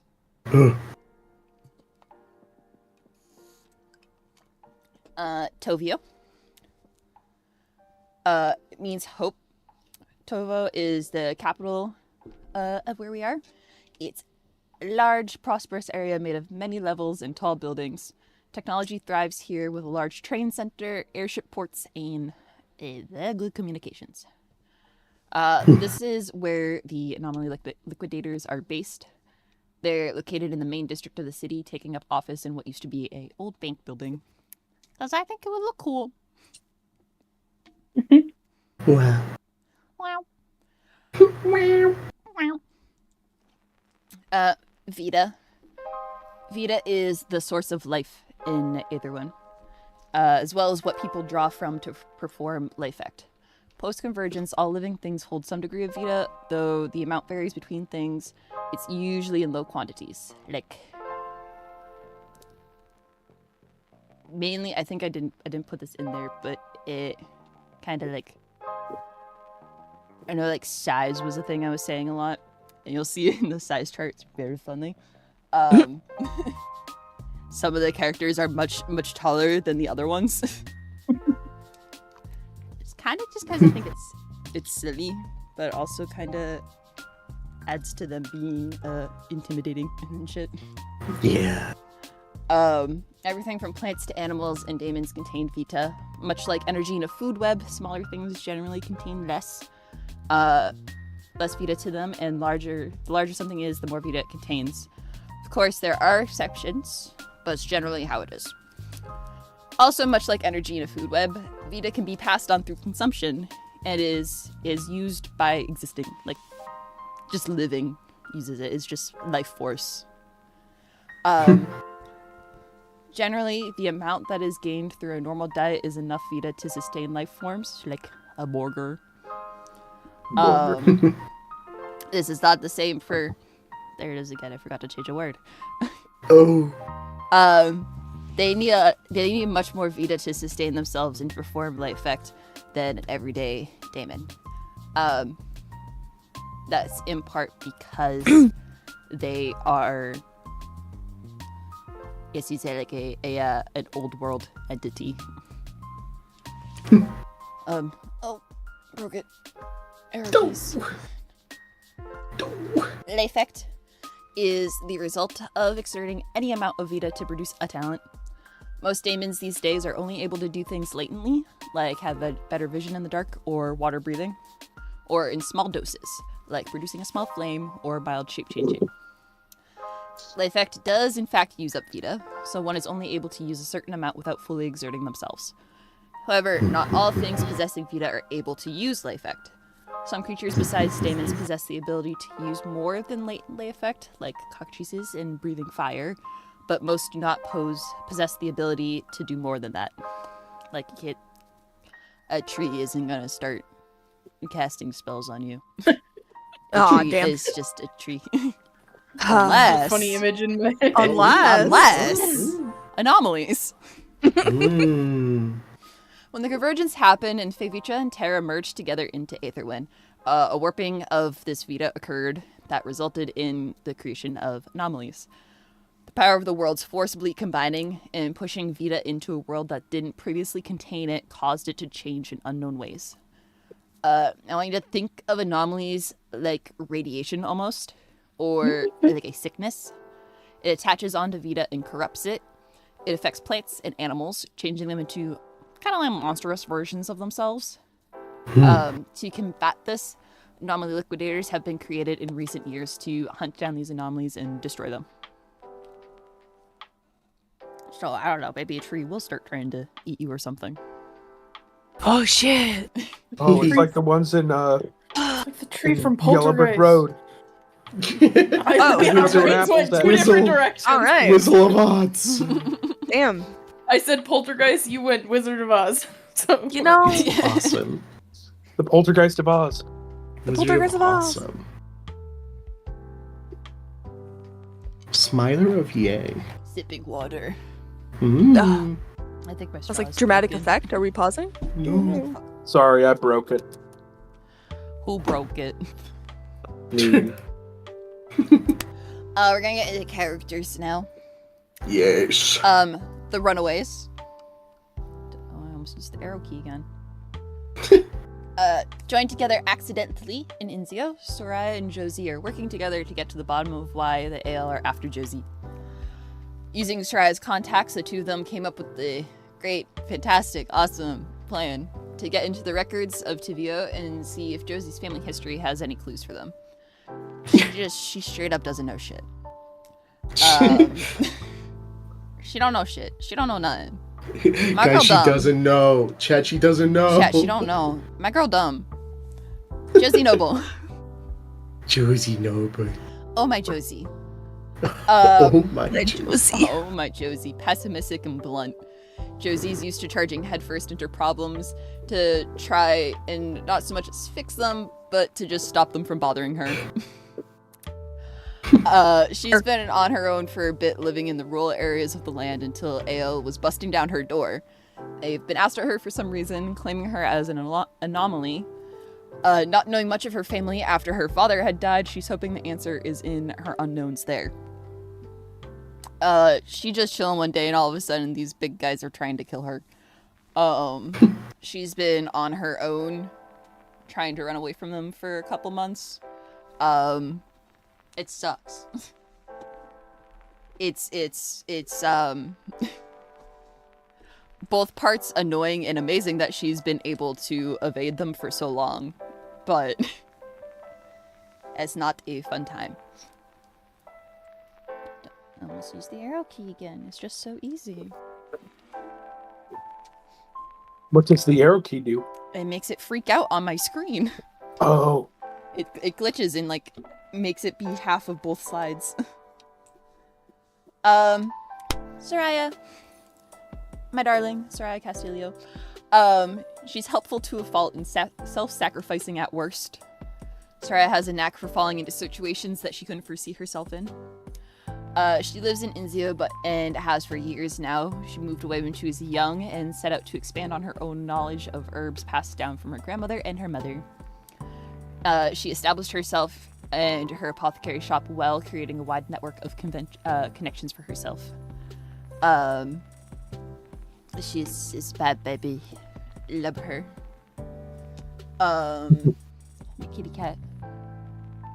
Boop. The liquidators. Wow. In short, the liquidators are a kind of social experiment. Edith, daughter of Lilith, has proposed that Primo no longer need to be separated from the modern world. With permission granted under council, Edith has selected the Cardinal Four as her example group. Under the watch of Edith, the anomaly liquidators are tasked with hunting down and destroying anomalies that were found around the world. She is babysitting. The Cardinal Four are Primo of the Old World, also known as Gate Guardians, their names coming from their designation at gates in each cardinal directions that connected Favitra and Terra.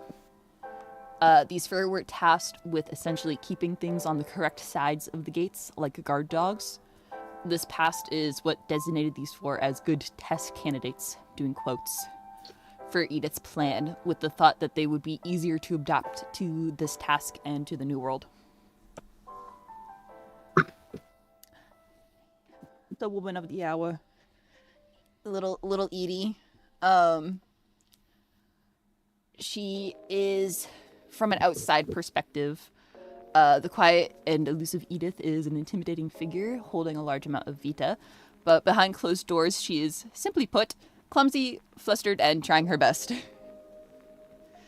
Edith is the daughter of Lilith, the mother of Daemons and creator of the Primo. Though this would technically make her also be a Primo, she is She's not of the old worlds, and she was raised in modern Daemon ideology. She existed after the convergence, which leads to a lot of differences between her and the other four.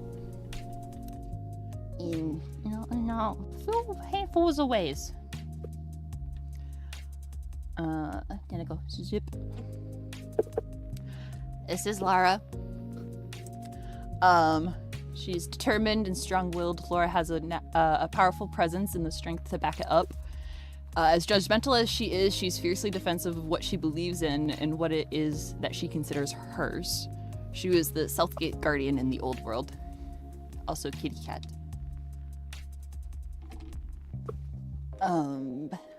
Button. Where'd it go? There. I don't know if I shared her full ref last time, so I'm showing it now. My kitty. Oh, my kitty. Cowboy time. Cowboy time. Mr. Cowboy himself, Marv. Going with the flow or not taking things seriously, both terms fit Marv well. In Edith's words, Marvin is a bit stuck in his ways. He's not the most thrilled that Edith is working towards changing the public's perception of Primul. Not from a fear of other Primul being dangerous, but because he doesn't want people to be less intimidated by Primul. They used to be the top dogs. He was the Westgate Guardian in the old world. Cowboy. Ah, West. Cowboy, West. Yes. Saw the opportunity, took it. Sorry. Ryder. He's loud, brash. Ryder would rather take action and ask questions later. For as unserious as he is incredibly determined to complete the tasks when he puts his mind to it. And he butts heads with Marv often. They're very similar to each other in too many ways, and it annoys them both endlessly.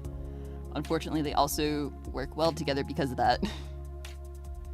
He was the Eastgate Guardian. Junie. She's more on the quiet side, but full of opinions, especially ones on you. Point at all of you. Judy likes to sit back and observe before making a move on any situation. Mainly, these moves are led with a mask of a gentle smile, making you unsuspecting of all the strings she's possibly pulling. And she was the Northgate Guardian. I forget what comes after this. Oh. More. The Criminals. Thankfully, Soraya has many connections. Unfortunately, Soraya has many connections. One such connection that she provides herbs for, she has heard, has ins with the records offices and could help her and Josie with finding information on her family's past. Unknown to Soraya, this connection doesn't have the most legal of dealings. Upon meeting up with them in Tovia, she's quick to learn that they are part of a gang of sorts that has broken off from a larger organized crime group. Also, unfortunately, that means that the Inf Records office isn't that legal as well. It is time for some breaking and entering. Wah, wah. Loki. He's serious, he's down to business at all times of the day. Loki attempts to lead a tight ship with the rest of his gang. He wouldn't readily admit that they're friends, though. Secret. But they're not the most focused bunch. He feels responsible for the rest of the group and has their well-being in mind, as it is, in a way, his own fault that they got disconnected from the larger group. He works well with Josie, the two of them being on the same page a large portion of the time. Portland. Freedom and fun is the top of Portland's, quote, important things list. Somehow, despite that, he is Loki's right-hand man. He's more of a public face for the group than Loki is, as he's much more approachable and comes off more kind. He tends to bring more of a sense of humanity to the group and bring them down to earth and mediating as needed. He and Soraya get along greatly, though he can be a bit much for her at times, and he tries to get Josie to loosen up more. Ghost. This is him and Portland are cousins, too. I didn't put that down. Judgmental to a fault and tired of it all, Ghost is fed up with how loud the house can get at times. Ghost is Soraya's connection. To her dismay, when she learns that the herbs that he gets from her are put to use in poisons, mostly. He does enjoy a good tea, though. His in with the records office is, in fact, knowing how to break into it, and he will help them get the information that they need. Atlas. Mirroring Portland, Atlas is one to think that to live is to indulge in your vices and to do what you want when you want to. However, he does listen to Loki. He willingly followed him out after all. Where Ghost is more of a stick to the shadows assassin type, Atlas is a charge in guns blazing type. Guns and blazing, literally. A bit of the height chart. I haven't digitally drawn the other two. But see, they're small. And then them freaks. I think I have down that Edith is 6 foot, so them freaks. Plot. I'm pretty sure for these slides I just transferred over the scrambling notes that I have because I tried to write down everything that I said when I read those out and it didn't make sense trying to like put it into words in like short form. Mm-hmm. Yeah. There it is. There it is. Casey, I need you to know Yeah. the way that this actually looks in my notes section. Where is it?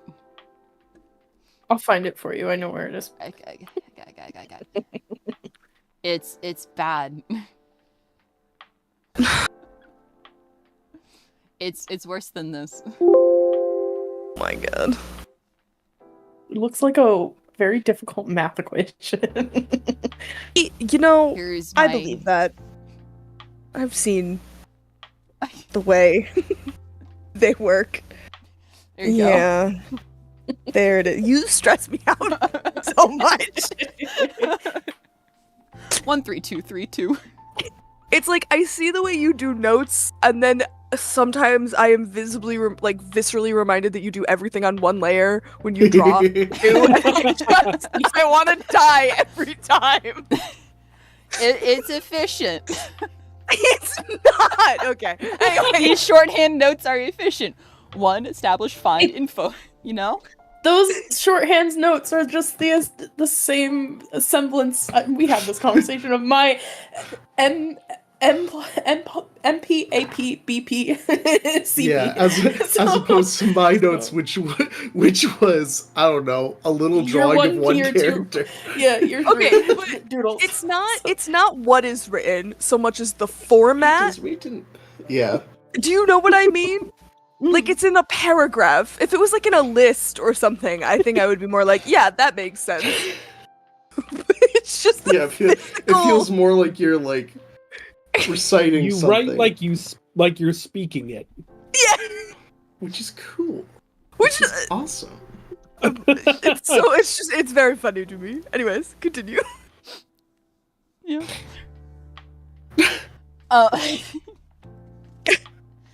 Yeah. Magma. Okay. So, let's see. I have to decide like how much to speak. Jane knows what everything means. I know on this. everything. I don't have a lot of notes for you. Jane and I sat in a call until the wee hours of the morning. Yeah, it was like and I 2 or said every 3 a.m. single thing that exists in this story. Well, all my notes are just like, "You're doing good, babes." So, Let's see, I can't actually. The fucked up part of this is I can't look at the notes as it's written on the slide and understand it. Awesome! I have to look at it in the way I put it in Discord. Oh my fucking god. I love the human mind. Funny. Ridiculous, isn't it? you have a 4-act structure. Yeah, because my defense of it is that it is a 2-focus story. So it is the way it lays out is you're not following just like one group and just hearing about the other. It does like switch between them. So, and at a point, well, I mean, there's 3 groups, but you're following 2 of them, and the other one is there most of the time actually, and 1 3 2 until 3 1 2. Absolutely. So establish 5 open ends is the focus in this section. Is supposed to be group 1 and group 3, which is Josie, Soraya, and the gang. In this one, we're kind of establish your main people, the setting and everything. Typical openings. Your typical things.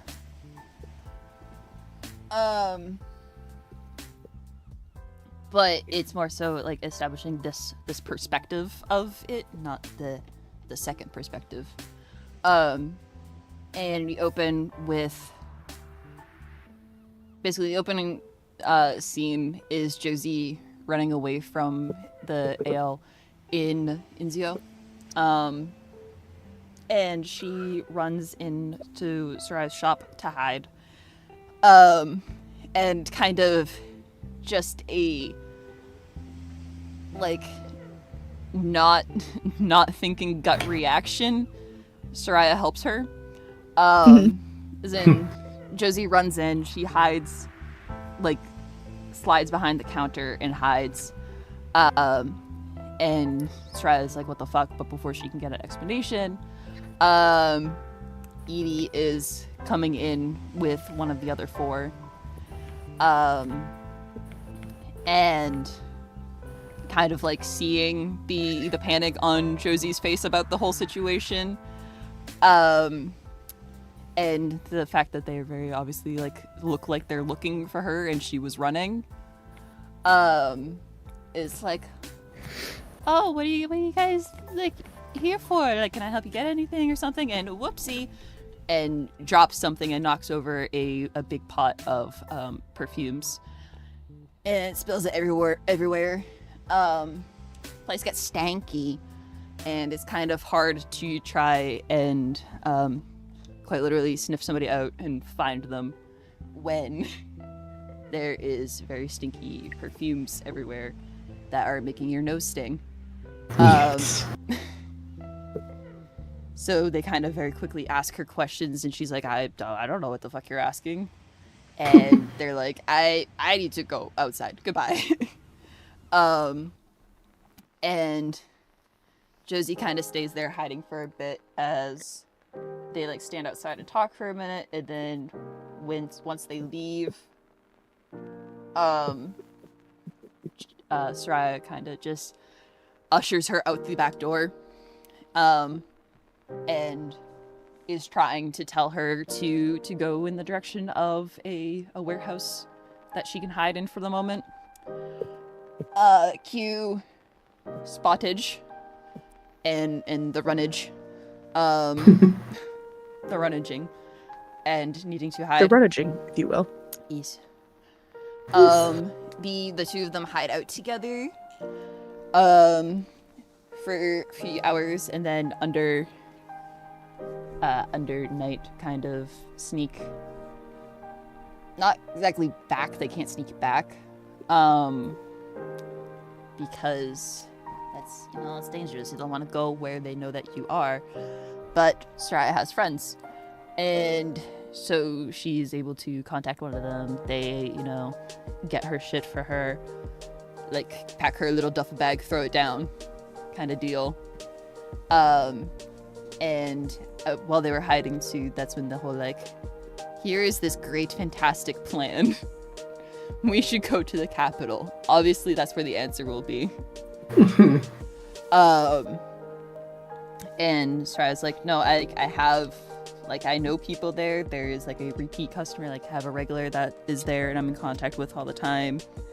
I really think that he might be able to help. So, like, let's go get help. Cue them sneaking onto a train the next day, blah blah blah. Have to take train into city. Whole needing to hide, sneak around montage because like a little alert of wanted persons alert going out. And shit, we kind of fucked up, huh? And needing to get there, see and meet up with them, explain what's going on, exchange the information on things, and kind of set out a plan. And that's kind of just like that's one. Focuses on 1 and 3. and then hold on, I need to close Discord so I can go back to the presentation. Then the next arc quote, I guess, is the switch, the POV switch to your second storyline, with the liquidators, kind of in the middle of their day, talking about like what is happening. I think it probably picks up like from the announcement going out or something from there, and kind of explaining what's happening with them, and them searching around for Josie, and all of that stuff. But so introducing a little problem. I sit and think. I don't. Lyra. Lyra, can I say what the problem is, or is that a spoiler? I don't even know. What? The problem as in what they're looking for, or the problem as in like the there's a niche. The oh, there you are.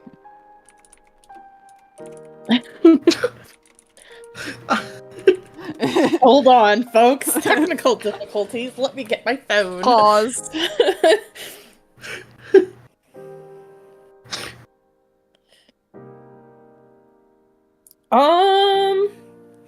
I mean, technically, so in phase 2 that you would be establishing characters. Mm-hmm. So your team 2, Edie's team, mm-hmm. You'd be establishing their dynamic and their conflict, so it would technically be part of their conflict, and not the conflict of they have to figure out why Josie is an anomaly, but their other conflict outside of Josie. So their personal problem. Yeah, their personal problem. So they have more on their plate than just Josie. So yeah, I guess it. So it wouldn't technically be a spoiler in a sense. It would just be you're establishing a second conflict, which is in short, there are things that are happening that could or could not be because of them, and to the wider knowledge, it's kind of assumed that it is because of them. And it's like, well, no, but however, these things do happen in the places that we have been to, or places that are like important that we know about. However, I swear it is not us. However, your public perception of us is a lie. So, however, there is a lot of different views of us right now. We've got a lot going on as of current. However, pretty please believe us. But I digress. 3. The problem. However, please. Trust that we will fix it. Yeah. Where is my Discord notes?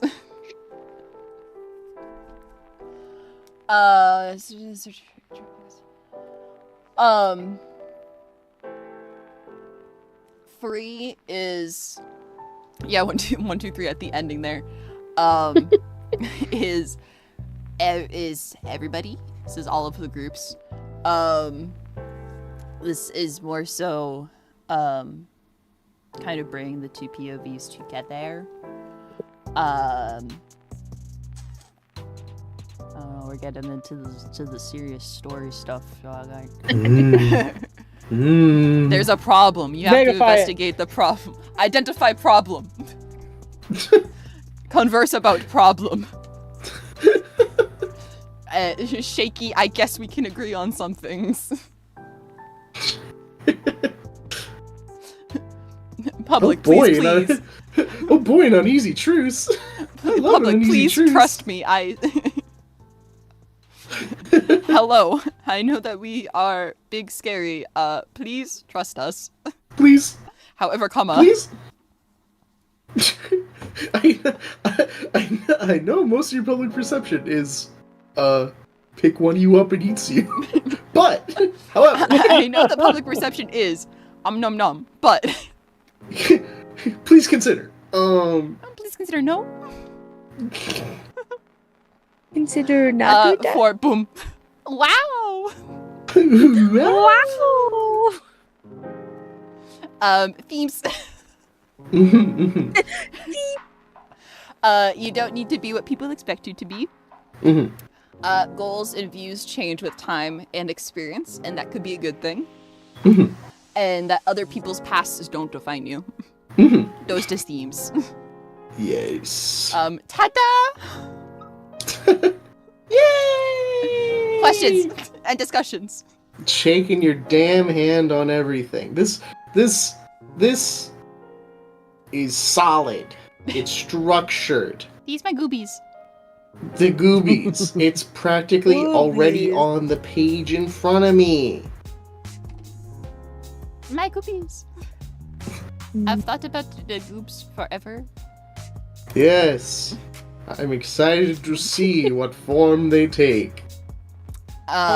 This is hopefully their final forms, and this is the stories that they get them into, because everybody has been taken from multiple things. Yeah. I think you have Casey. a very solid story. The way I'm muted. Solid setting. So quickly, dude.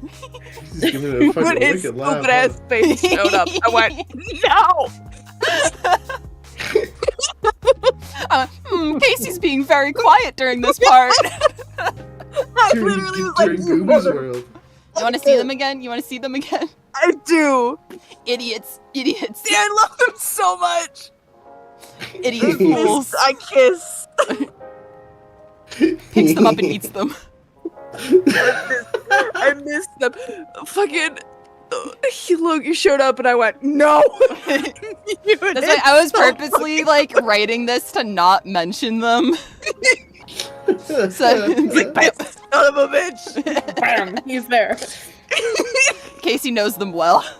I do. Awesome. Funny enough, the only note I had on the criminal group was that they were giving me TMA vibes, and that's about it. Because I don't know anything about them. You're the first guy showed up, and I went, Jonathan? The menaces, and I love each and every one of them so dearly. Sometimes I just think about them. Oh my god, I need. Oh my god, can I pull it up fast? I need the picture of Loki hallway staring at you.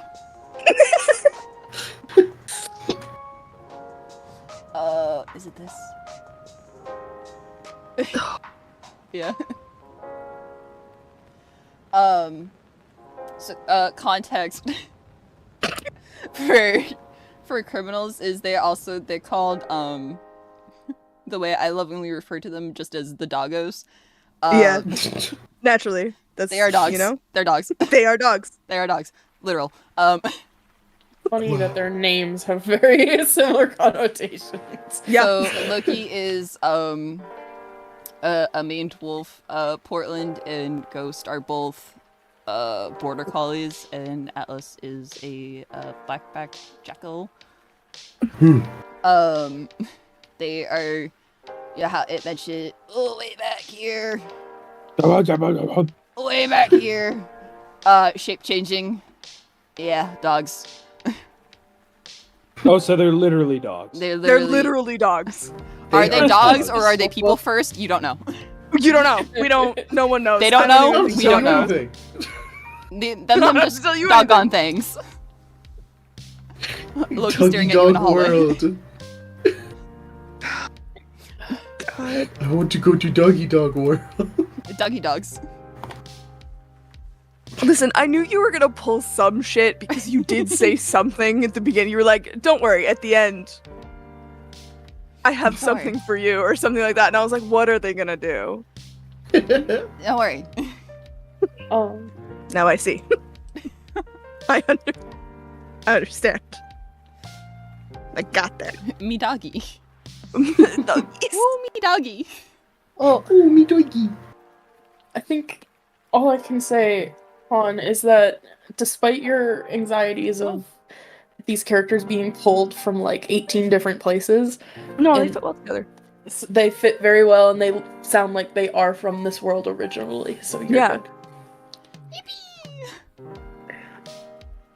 Outside of that, the rest of my notes are just Honestly, and this is knowing the original, well, one of the original contexts, very well. They fit in this world better. The doggos at least. They Mhm. fit here way better. This is a good home for them. This is a good home for them. They're not stranded. The dogs got adopted. They got adopted. Oh, The dog's doing. What are the dogs doing? the rest of my Shooting notes. things. Yeah, I causing all just- sorts of mayhem and carnage and chaos. Almost dying, but that's in the past. Don't worry about that though. We don't have to talk about that. We don't have to talk about that. That's in a hypothetical interlude. Yeah. Don't worry about it. No, but it's Leah. interludes. That's a alternative universe. No, it's in the. Well, fuck. I know okay. they almost That's they very fine, much that's almost die in this. It's a But, funny like, little, in the it's a funny past. little story. Fine. Funny Don't little worry about side it. story. Heyo. This was very fun. Thank you guys. Yay! Yay! I enjoyed this very much.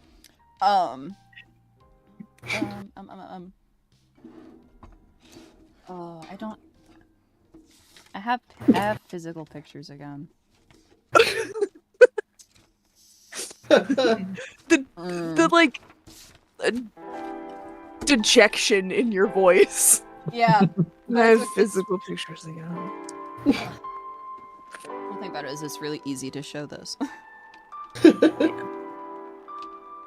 Yeah, but now I need now I need a good fucking space to post all my random OC doodles in a place where Casey can see it. Well, now that Casey's gone into it blind, we can add them to We, the... yeah. Oh yeah. Here you go. I got it. Well, Yay! I have it's Hold You on, can I'll get enter it our for you, space Casey. as a constant overseer. I love that for me. And feedback person. Pingy bag. Bingy big. I cannot. I don't. Yeah. Okay, let's I don't see. think I have anything to contribute, but I will. Yeah, no, you You can contribute. not that's, again, you're not that's not expected But of you. I care. You're in there because our drive to impress you will get us to work on our No, things. it's flipped again. How do I unflip it? Oh no! Oh shit! How did I do this? How did you do this last time? Oh, I don't know.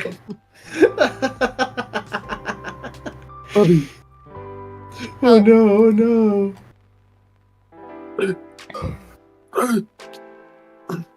Oh right, it's like not it's like flip free but not flip for us or some shit. It's Oh, weird. okay, yeah, that was it. And then I just had to flip it on stream. Okay, Yeah. okay. I'm gonna have to make Crow do a whole thing for me now. Yeah. The Crow That's edition. if we can We've all been waiting. Yeah, we've all been waiting patiently for Crow to get out of the eternal torment nexus that they placed themselves into, Yeah, no, that's fair. so that they could tell us more about Monster Taxi. Me too, Okay. buddy. I mean, honestly, let's be real. You ready to see some dinosaurs? Always. So additional, the big old guys, they do got monsters. They do be monsters. Here there be monsters. Here they be monsters. Whoa. Okay. Whoa. Ooh. It's flipped. No, it is. Ooh. Okay. This is No, it's normals. It's normals. It's normals. It's normals. It's You're normals. okay. not normals on stream. I know. Oh, it's normals. Oh, this is so evil. Ooh. Clamra. Sorry, I'm shaking. Ooh. And then I do, and then transform horizontal. Okay. Here we go, Marv Doodles.